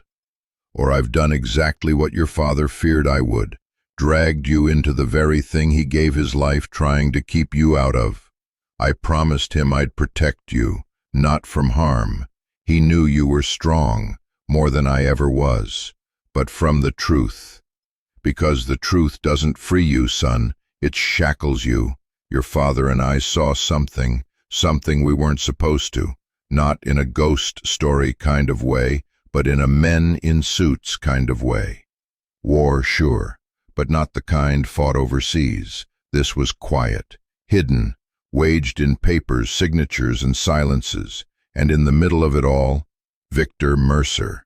He was a scientist once, then a visionary, then something else, something dangerous. He started with soldiers, retraining minds, bending trauma into obedience. When that didn't work, he turned to children, survivors, ghosts with living skin. They said the program ended. They lied. If you found this bunker, then you're closer than I ever got. And if you've met the girl, Sophie, then you already know this isn't just about the past. It's about the future they want to rewrite. I was too late, but you don't have to be. Inside this journal are all the pieces I could gather. The rest are buried, some in files, some in people. Trust Lumen. He knows more than he lets on. And trust yourself. But whatever you do, don't trust the official version. It was built to keep people like you and your father quiet. Finish what we started. Connecting him to a truth Graham never dared to pull on. Until now. He set the letter down, hands resting on it as though the contact might stir the ghost of the man who wrote it. "I thought he was just some reporter," Graham whispered aloud. Lumen stirred, but didn't rise. He blinked slowly, as if confirming that even dogs sometimes carry burdens they can't explain. The door to the bunker was still open, and from upstairs the faintest noise filtered through. A floorboard shifting. Elara or Sophie, maybe. Or memory moving through the house like wind through trees. Graham tucked the letter inside the journal, then looked again at the name Victor Mercer. The room felt colder. He glanced at a tacked photo, black and white, blurred, but unmistakable. Mercer in a lab coat, standing beside a child with their face turned away. Behind them, a logo etched into a wall, Project Hollowgate, and just beneath it, in handwriting that shook ever so slightly, "She was never supposed to wake up." When Graham emerged from the bunker, blinking in the muted daylight, Elara was sitting on the steps with Sophie asleep in her lap. The snow had begun to fall again, light as breath. "You were gone a while," Elara said softly. He crouched beside her, resting the journal on the stone step between them. "You need to read this," he said, voice low. Ilara looked at the cover, then at him. "What is it?" "A map," he answered, "and a warning." Lumen came up behind him and sat, eyes scanning the tree line as though he already knew that someone else would come looking, and this time they wouldn't knock. The house was quiet again, too quiet. Even the fire in the hearth had shrunk into a nervous flicker, casting long, restless shadows along the hall, as if it too was listening. Snow ticked gently against the windows, but inside the stillness was heavier than silence. Graham sat alone in the study, the journal from Rourke open beside him, its pages spread like the ribs of something once alive. His fingers moved absent-mindedly over the edges, but his mind was distant, tethered to the letter, to the name Mercer, and to the ghost of his father, who now seemed closer than ever. Lumen shifted from the corner. He had been still for nearly an hour, unmoving except for the occasional blink. But now he rose without sound, nose twitching. Something had caught his attention. Not a noise exactly, but a scent, or maybe a thread of memory. Graham watched him weave across the floor with deliberate steps, stopping in front of a narrow oak cabinet tucked beneath the window seat. Lumen sniffed once, then began to paw at the bottom drawer with increasing insistence. Click, click, scratch. "Lumen?" Graham rose, voice low. "What is it?" The dog looked back once, just a glance, then returned to scratching, nose pressed along the seam of the wood. Empty. Just layers of dust and old air. But beneath the thin paper lining, something had been taped into the bottom. A flat envelope, its corners crisp despite the years. Sealed in red wax that had cracked like dried blood. To the one who follows. The words were typewritten, cold, impersonal, but meant for someone specific. Someone like him. His pulse slowed. He peeled the envelope open, and immediately a black and white photograph slipped into his palm. It was of two men in uniform, arms slung over each other's shoulders, grinning at something off camera. One of them was unmistakably Michael Nolan, Graham's father. Younger, sharper, but the same stubborn eyes. The other man was Rourke. They were standing in front of a truck bearing a logo Graham didn't recognize, just the outline of a hollowed pine tree surrounded by stars. A military crest, but altered, almost erased. He turned the photo over. One word was scribbled in the corner, in Rourke's hand. Before. Before what? He reached back into the envelope and pulled out a second folded sheet. It was a list, typed, precise. Dated at the top, December 17th, 1997. A date that meant nothing to Graham, yet the names meant everything. The first name, Michael Nolan. The second, Jonathan E. Rourke. Then a string of others, some marked with red ink, some crossed out entirely. Victor Mercer, Thomas Caldry, Elias Fenn, Grace Halverson. Project Hollowgate, written in the margin beside them. Graham's breath caught when he reached the final name. It wasn't typed like the others. It had been added in ink, almost as an afterthought, or as a warning. Sophie Albrecht. Her name. Ilara's little sister. Graham stared at it, throat tightening. The paper trembled in his grip. How did Rourke know about her?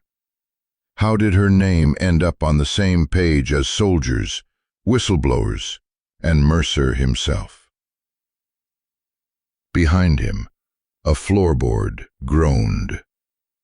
Ilara stood in the doorway, arms wrapped around herself.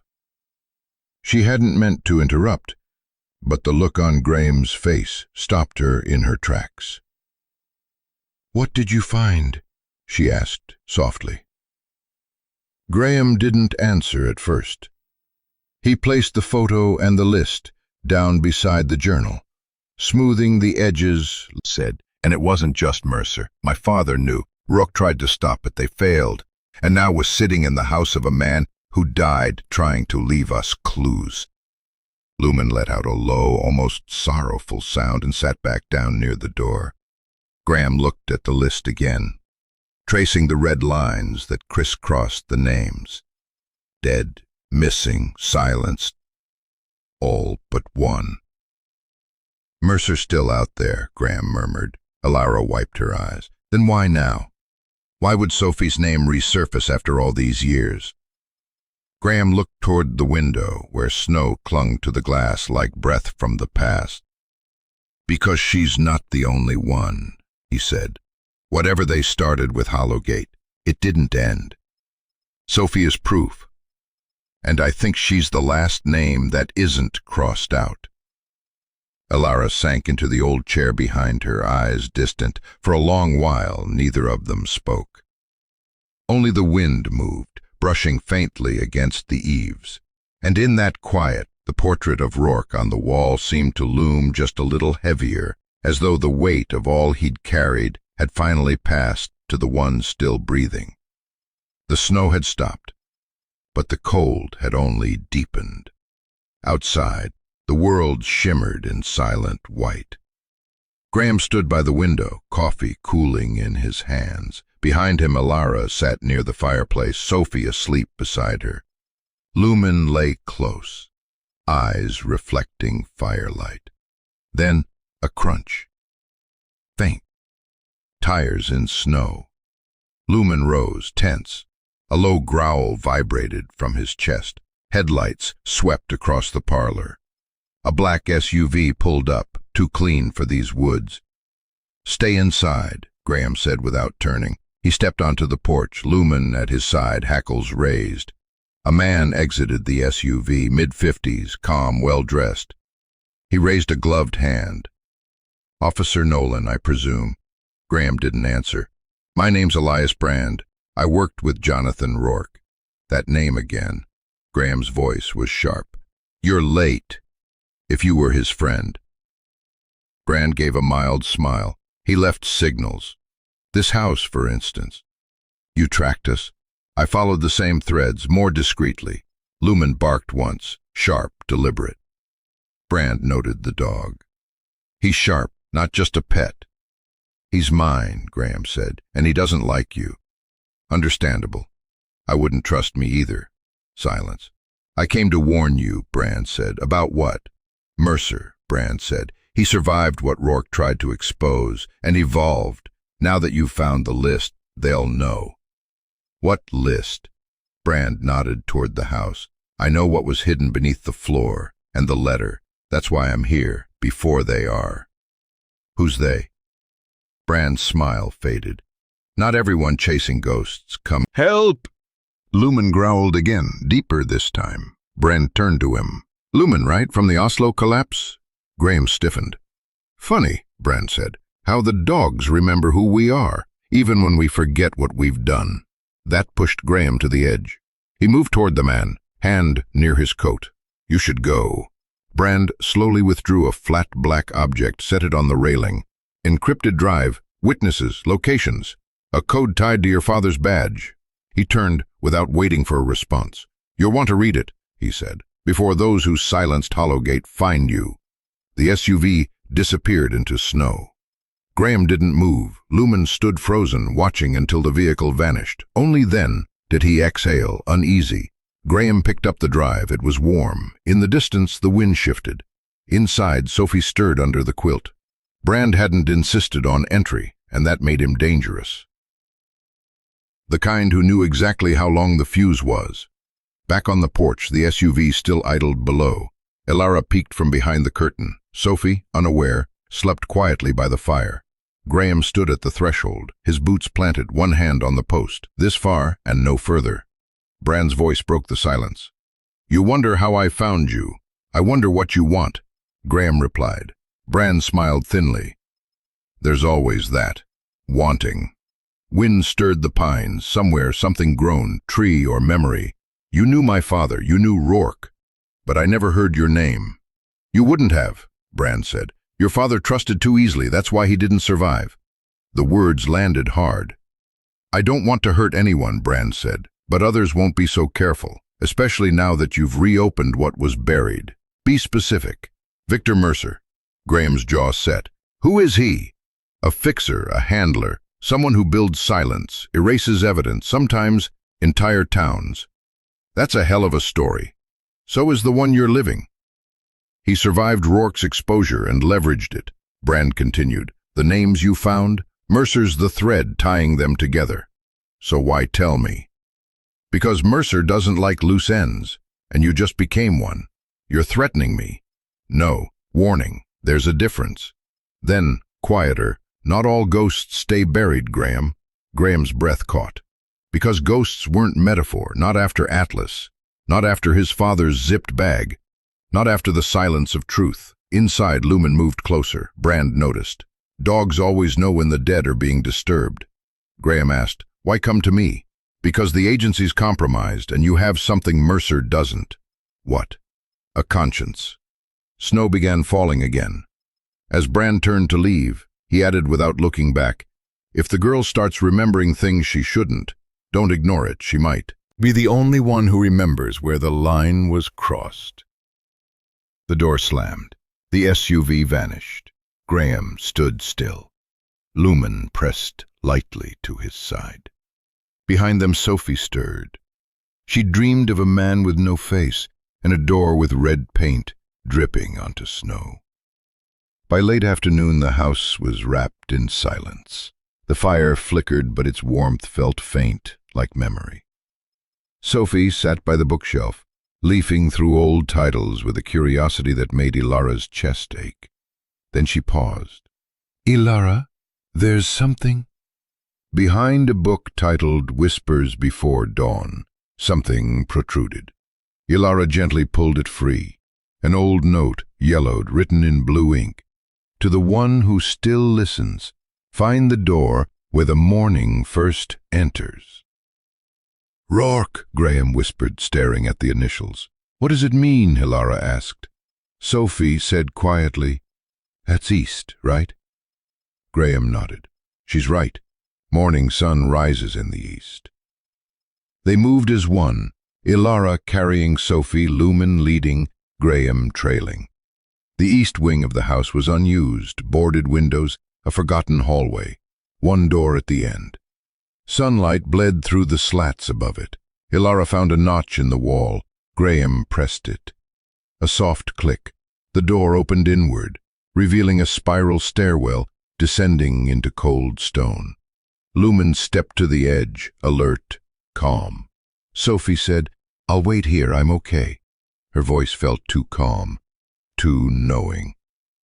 Graham switched on his flashlight and descended. Ilara followed. Stone replaced wood, cold crept in. They reached another door, iron hinges, a sun carved into its face. Unlocked. Inside, a hidden room, a library. No windows, no electricity, just old secrets and silence. Files, blueprints, photos, red threads connecting names and headlines. The air smelled like ink and dust. On a central table, a final note. "To the one who follows, if you're reading this, I failed, but you haven't." Next to it, a photo. Graham's father, mid-laugh, beside Rourke, and another man Graham didn't know. Behind them, a map. One red dot marked this house. Graham touched the photo with shaking fingers. He didn't want this forgotten. Ilara looked around. "This isn't a room. It's a vault of stories no one wanted told." "No," Graham said. "It's a compass, and we just found true north." Snow whispered against the windows, a hush, not a storm. Light stretched across the wooden floor like golden fingers, but with the light came something else, a pull. Elara was the first to feel it. In the east wing, she paused by a shelf they'd passed many times. The lower rows had no titles, no dust. She knelt, ran her fingers along the wood. It dipped inward. Not a closet, a tunnel, raw stone and dirt sloping into darkness.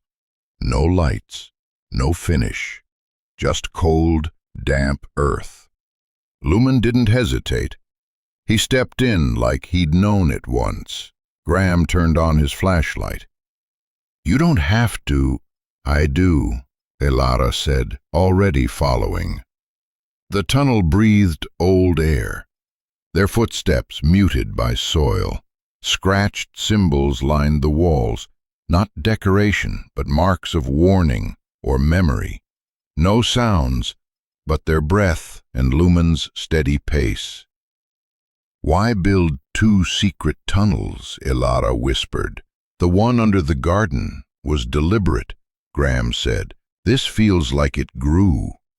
Minutes passed. Then the air changed. Dried herbs, iron, something older than language. The tunnel widened into a natural cavern. At the center, a stone pedestal, rusted lantern, and decayed folders.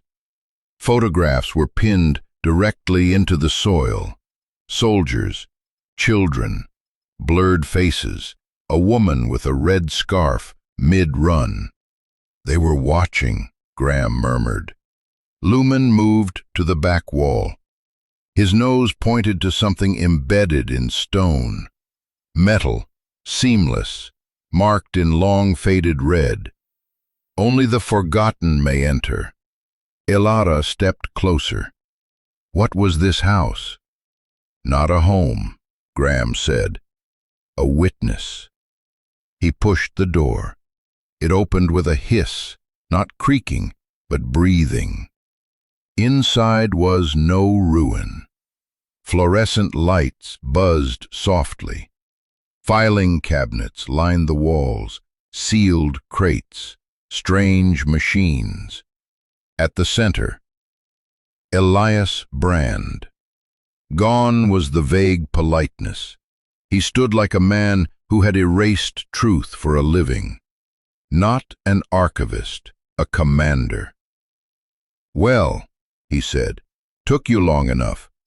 Lumen growled low, deep enough to vibrate stone. "You were never just Rourke's colleague," Elara said. Brand smiled coldly. "Rourke was brilliant, but sentimental. He thought the truth would protect people. He thought you," he looked at Graham, "would carry that burden." "What burden?" Graham asked. "Memory, knowing too much, and not flinching." He stepped forward slightly. "Your father flinched, at the wrong time. That cost us." "You killed him," Graham said. "I redirected him," Brand replied. "There's a difference." Lumen crept forward, tense, silent, a weapon waiting. "Lumen, right?"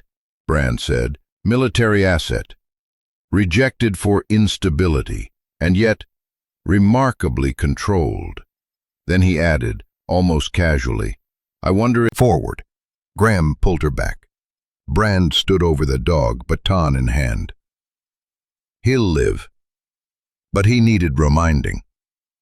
Graham's fists clenched. The pain of Atlas, the betrayal, the silence. "You always knew there was more," Brand said. "Your father shielded you. Rourke buried it. I finish what others can't." He pulled out a silver device. A holographic map flickered, blueprints, tracking overlays. One blinking red dot. "You're not alone. Mercer sends his regards. His patience runs thin." Elara stepped forward, trembling. "Then why come yourself?" Brand's eyes sharpened. Because the next name on the list isn't Graham, it's Sophie. Ilara's face went pale. She's leverage. And if you don't... He never finished. Lumen stirred. His body shook.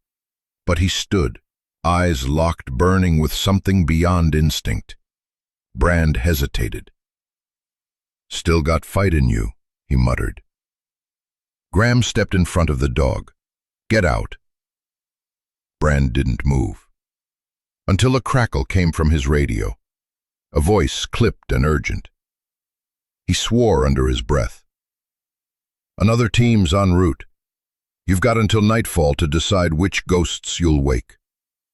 He turned for the door, but before leaving said, if the girl starts remembering, don't ignore it. She may be the only one who knows where the line was crossed. Then he was gone. Graham exhaled. Ilara knelt beside Lumen, stroking his fur. The dog didn't look at her. He was watching the door. The snow returned in waves. Later, Graham stumbled into the room, one hand clutched to his ribs, blood leaking through his jacket. Ilara, he gasped. He came back. She caught him before he fell. What happened?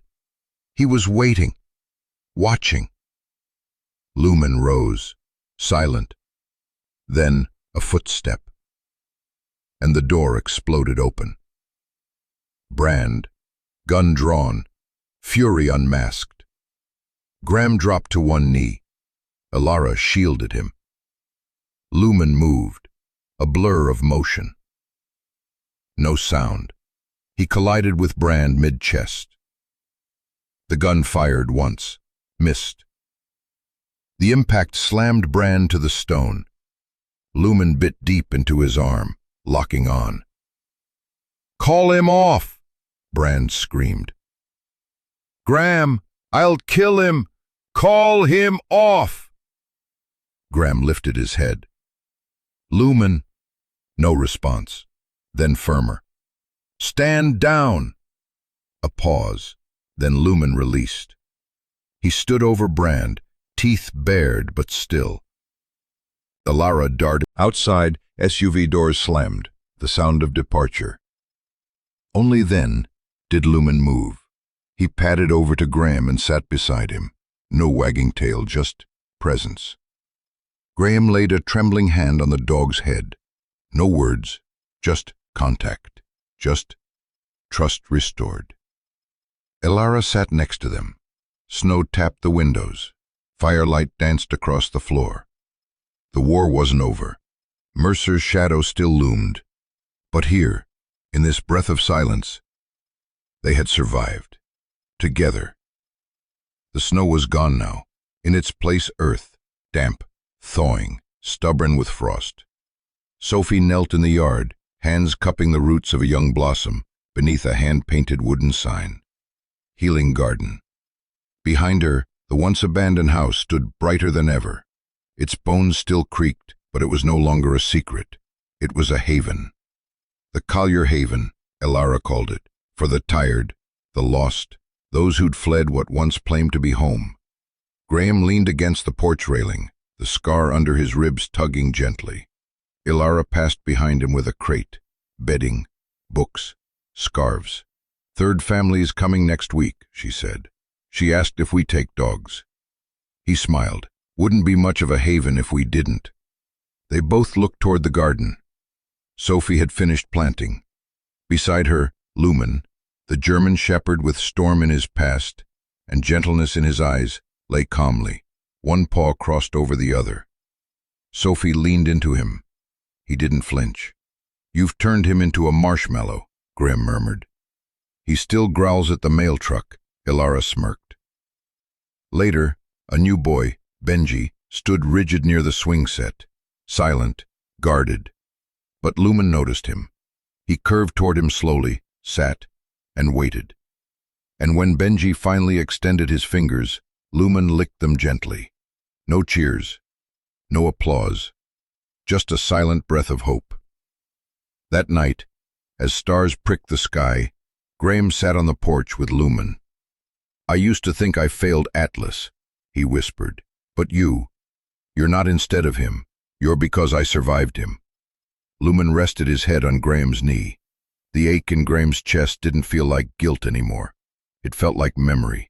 Inside, Sophie slept with a daisy behind her ear. Ilara joined Graham on the steps. She asked if Lumen dreams. Ilara said, "I told her maybe about the mountains, about the ones he saved." She said he probably dreams of her. Graham smiled. Maybe she was right. The next morning was gentle, spring reborn from winter's wrath. Sophie painted rocks in the garden. Hope, brave, stay. In the kitchen, Lumen sat still with a velvet box tied to his collar. He waited. Ears flicked, eyes trained on the hallway. Ilara entered with a mug of tea. "Cold places, I went inside myself." He knelt, untied the ribbon, and held the box. Inside, a simple silver band, no diamonds, just something that belonged. "I don't want a wedding," he said. "I want years, of porches, of Lumen aging and Sophie growing, of storms we'll face together." She knelt, too, took his hand. "I want home, with you." She whispered, "Yes." Sophie peeked in. "Are you marrying?" Paint still on her cheeks. "Looks like it," Ilara smiled. "Can I be the flower girl and the cake taster?" "That's non-negotiable," Graham laughed. Lumen pressed into them, tail thumping once. Time didn't need to rush anymore. This wasn't a fairy tale. It was earned, through snowstorms and silence, through the loyalty of a dog who waited. That evening, Graham stepped out into the dusk. Sophie's painted rocks glowed softly. The house behind him shimmered with music and laughter. "I think he'd approve," he whispered to Lumen. The dog leaned in, silent and sure. "Thank you," Graham added, "not for the ring, but for carrying him this far." Later in the firelight, Graham sat cross-legged, envelope in hand. Rourke's letter. "You are stronger than your father ever was. You don't need a legacy. You already carry the best of us. I have no grave. That is by design. There is a ridge near the waterline. Take Lumen. He will know the way. Bring the memory there. Let it go." No date, no address, just Graham's name, written by a man who had vanished without goodbye. He whispered, "Let's go." They didn't take the truck, just coats, a flashlight, and trust. Lumen led the way. At the ridge, the trees rustled like a welcome. No grave, no marker, but Lumen stopped at the base of a gnarled spruce. "Here," his eyes seemed to say. Graham knelt, buried the letter near the roots. No box, no protection, just return. "I forgive you," he said, "for the silence, for not being there." Lumen pressed his shoulder gently to Graham's. The wind answered softly like breath over strings. When he rose, the stars had shifted. The cold was deeper, but the weight in his chest had changed. Not gone, just settled. "Thank you," he whispered. Back at the house, the fire had dimmed. Graham fed it gently. Lumen curled beside him. This wasn't grief anymore. It was peace. The first light of morning drifted into Timber Hollow like an exhale, soft, golden, unannounced. It settled over the old Rourke house, dappling the porch, warming the wood, and whispering to the moss between stones, "You are safe now." It was the kind of morning they hadn't known in years. Outside, barefoot in dew-wet grass, her forehead to his. "Thank you, anyway." Inside, Ilara packed up her canvas satchel at the lesson table. She'd become part of the local school, teaching storytelling, planting ideas, but she told them, part-time only. "This is home now." She paused, looking out at Sophie and Lumen. Her throat tightened, not with fear, but with gratitude. They weren't just surviving anymore. They were living. Down at the town trailhead, Graham Callan loaded gear into the back of his forest green search and rescue truck. His badge swung lightly from his neck, more like a memory than a mandate. Marty called from across the gravel. "You joining the Hollow Creek drill?" "Just for a bit," Graham nodded. "Back by lunch." "Back in time for science class with Ilara?" Marty teased. But Graham wasn't rushing for a classroom. He was rushing home, for Sophie's lunchtime stories, for Lumen's tail thump at the sound of the mail truck, for the creak of floorboards that meant peace, not panic. That was Timber Hollow now, not a hiding place, a haven. By midday, the house stood bright against the trees. Ilara returned from school, cheeks flushed with chalk dust and laughter. Sophie ran to her with a basket of pale blue hyacinths. "They bloomed! You remembered to talk to them?" "Every morning." Graham returned soon after. Lumen met him at the porch, pressing his head to Graham's thigh. Quiet approval. Everyone's accounted for. The afternoon passed gently. Bread on the counter, dirt under fingernails, stories shared over soup, letters still unanswered, wounds still healing, but no ghosts clawed at them anymore. Only birdsong, only home. Near dusk, a silver sedan pulled in, trailing dust like an exhale. One headlight was taped, the back door tied shut with rope. From the kitchen window, Ilara saw them first. She didn't ask questions, only wiped her hands on a towel and stepped outside. The sedan coughed, stalled, and fell silent. A woman stepped out, early 30s, hair tied back, eyes scanning shadows. She wore fatigue like a second skin. From the passenger side, a boy emerged. 8, maybe. Coat too big, shoes scuffed. Silent, wary. Lumen was the first to move. No bark, no rush. He walked to the boy, slow as breath, and sat. Then lowered his head gently into the boy's lap. The boy's hands hovered, then rested on Lumen's ears. He smiled. Ilara stepped forward. "I'm Ilara," she said. "This is Collier Haven. You're safe here."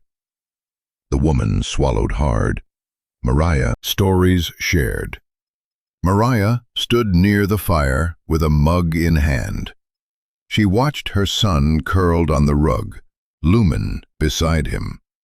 Sophie whispering about constellations. "You the one who answered my message?" she asked Graham when he entered. He nodded. "You left it on the Rangers network?" "Didn't think anyone still checked." "Sometimes that's enough," he said. She stared at her son, blinking fast. "2 nights ago," she said, "we slept in the car. He cried in his sleep. I couldn't stop shaking. Not from the cold, from everything else." Graham didn't speak. And now he's asleep like that, with a dog's head in his lap. "I don't understand it." "You don't have to," Graham said. "That's Lumen.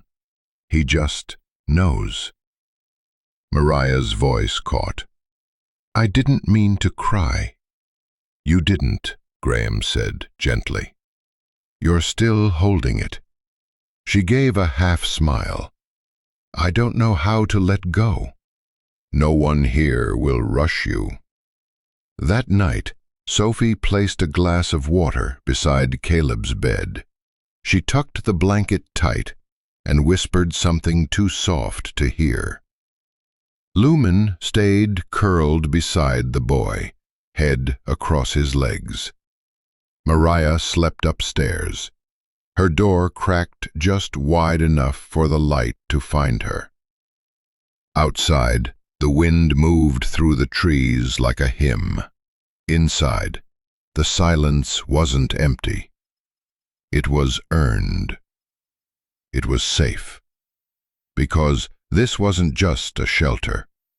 It was the beginning of home. And somewhere near midnight, Lumen lifted his head, sniffed the air once, then lay back down beside the boy, without a sound. All was well. The sun was falling slow that evening, its light amber and long, casting the porch in a kind of hush that made even the boards beneath their feet seem softer. The world had folded into golds and violets, mountain silhouettes dark against the blush of the sky. One of those rare hours that asked for nothing, only presence. Graham sat in the old rocking chair near the post, boots crossed, a book in his lap, though he hadn't turned a page in 20 minutes. Sophie leaned against him, her head tucked under his arm, one thumb hooked lazily in the collar of his flannel. She didn't speak. She didn't need to. On the floor of the porch, Ilara sat, with her knees drawn up, her back against the railing, fingers tracing the grain. A quiet breeze passed through. It lifted the chimes near the porch light into a slow, uncertain song, like a lullaby that hadn't remembered all its notes, and still it was enough. Graham exhaled. "Feels like years ago," he murmured.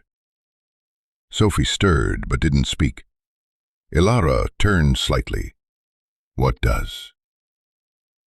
"The first night here," he said. "The snowstorm, the cold, that silence." He paused, then added more quietly, "The kind of silence that didn't make room for hope." Ilara nodded slowly, "And now it makes space for rest." They sat with that, a silence not empty, but full. Lumen let out a long sigh, tail thumping once against the porch slat, then still again. "You think he knows?" Sophie asked after a time, voice muffled by Graham's side. "Knows what, kiddo?" Graham asked, brushing a curl behind her ear. "That we're okay now, that it's safe to let go a little." Ilara smiled, not looking away from the horizon. "I think he's known longer than we have." Sophie looked down at Lumen, her small hand reaching to stroke his back. The fur was warm under her palm, soft with age, thick with the scent of pine and porchwood and afternoon naps. Lumen didn't stir, only breathed a little deeper, as if responding to her touch without waking. Behind them, the house hummed quietly, wind in the rafters, distant creak of wood, cooling after a warm day. Inside were photos on the mantel, drawings pinned with magnets on the fridge, a calendar filled with names of volunteers and meal plans, and somewhere in the living room, the sound of Caleb's gentle laugh as Mariah read aloud. Collier Haven had become something real.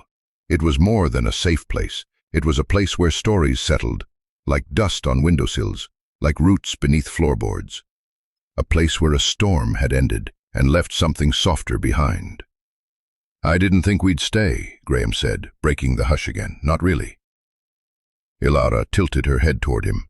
"I thought we'd come up here, figure out the journal, the house, whatever Rourke left, and then go back to whatever normal was." Ilara smiled faintly. "Normal is a funny word," Graham chuckled. "Yeah. Turns out this..." He gestured at the porch, the trees, the twilight.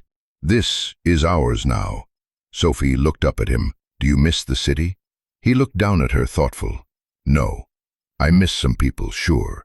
But I don't miss the noise pretending it meant something. Ilara's eyes met his. They didn't speak. They didn't need to. The sun slipped lower, brushing the treetops with fire, then ember, then ash. A single star appeared, quiet and early, patient in its waiting. Lumen shifted slightly, leaning in Sophie's knee. He's part of us. The place just caught up. Sophie smiled, and for the first time that evening, she looked truly young again. Not haunted, not wise beyond her years. Just 10. Just a girl with dirt on her knees and a home under her skin. And Lumen's tail thumped again, softly. Far off, a barn owl called. Somewhere in the woods, a creek whispered its way toward the river. The kind of night that didn't need lamps or voices to be full. A night that once would have ended in fear. Now it ended in peace. Graham stood at last, lifting Sophie gently in his arms.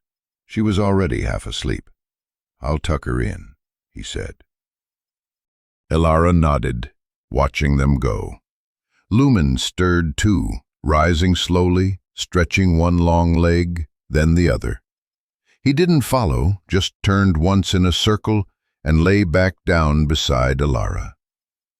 The porch settled into hush once more. She leaned forward, brushing a hand over his head. "Thank you," she whispered. Lumen didn't move, but she knew he heard. And in the quiet that followed, as the night deepened and the stars thickened above Timber Hollow, it was clear, not all storms bring ruin. Some storms pass through to carve space for something better. Some storms, in their fierce and terrible way, bring you home. Sometimes it's the quiet presence of a dog that teaches us the loudest lessons, about loyalty, about patience, about the kind of love that asks for nothing in return. German shepherds in particular have a way of showing us what it means to stand by someone through the hardest days and the longest nights. Their devotion isn't loud, but it's steady and deeply healing. If today's story reminded you of your own four-legged companion or stirred something gentle in your heart, you might enjoy a little corner of the web I found helpful.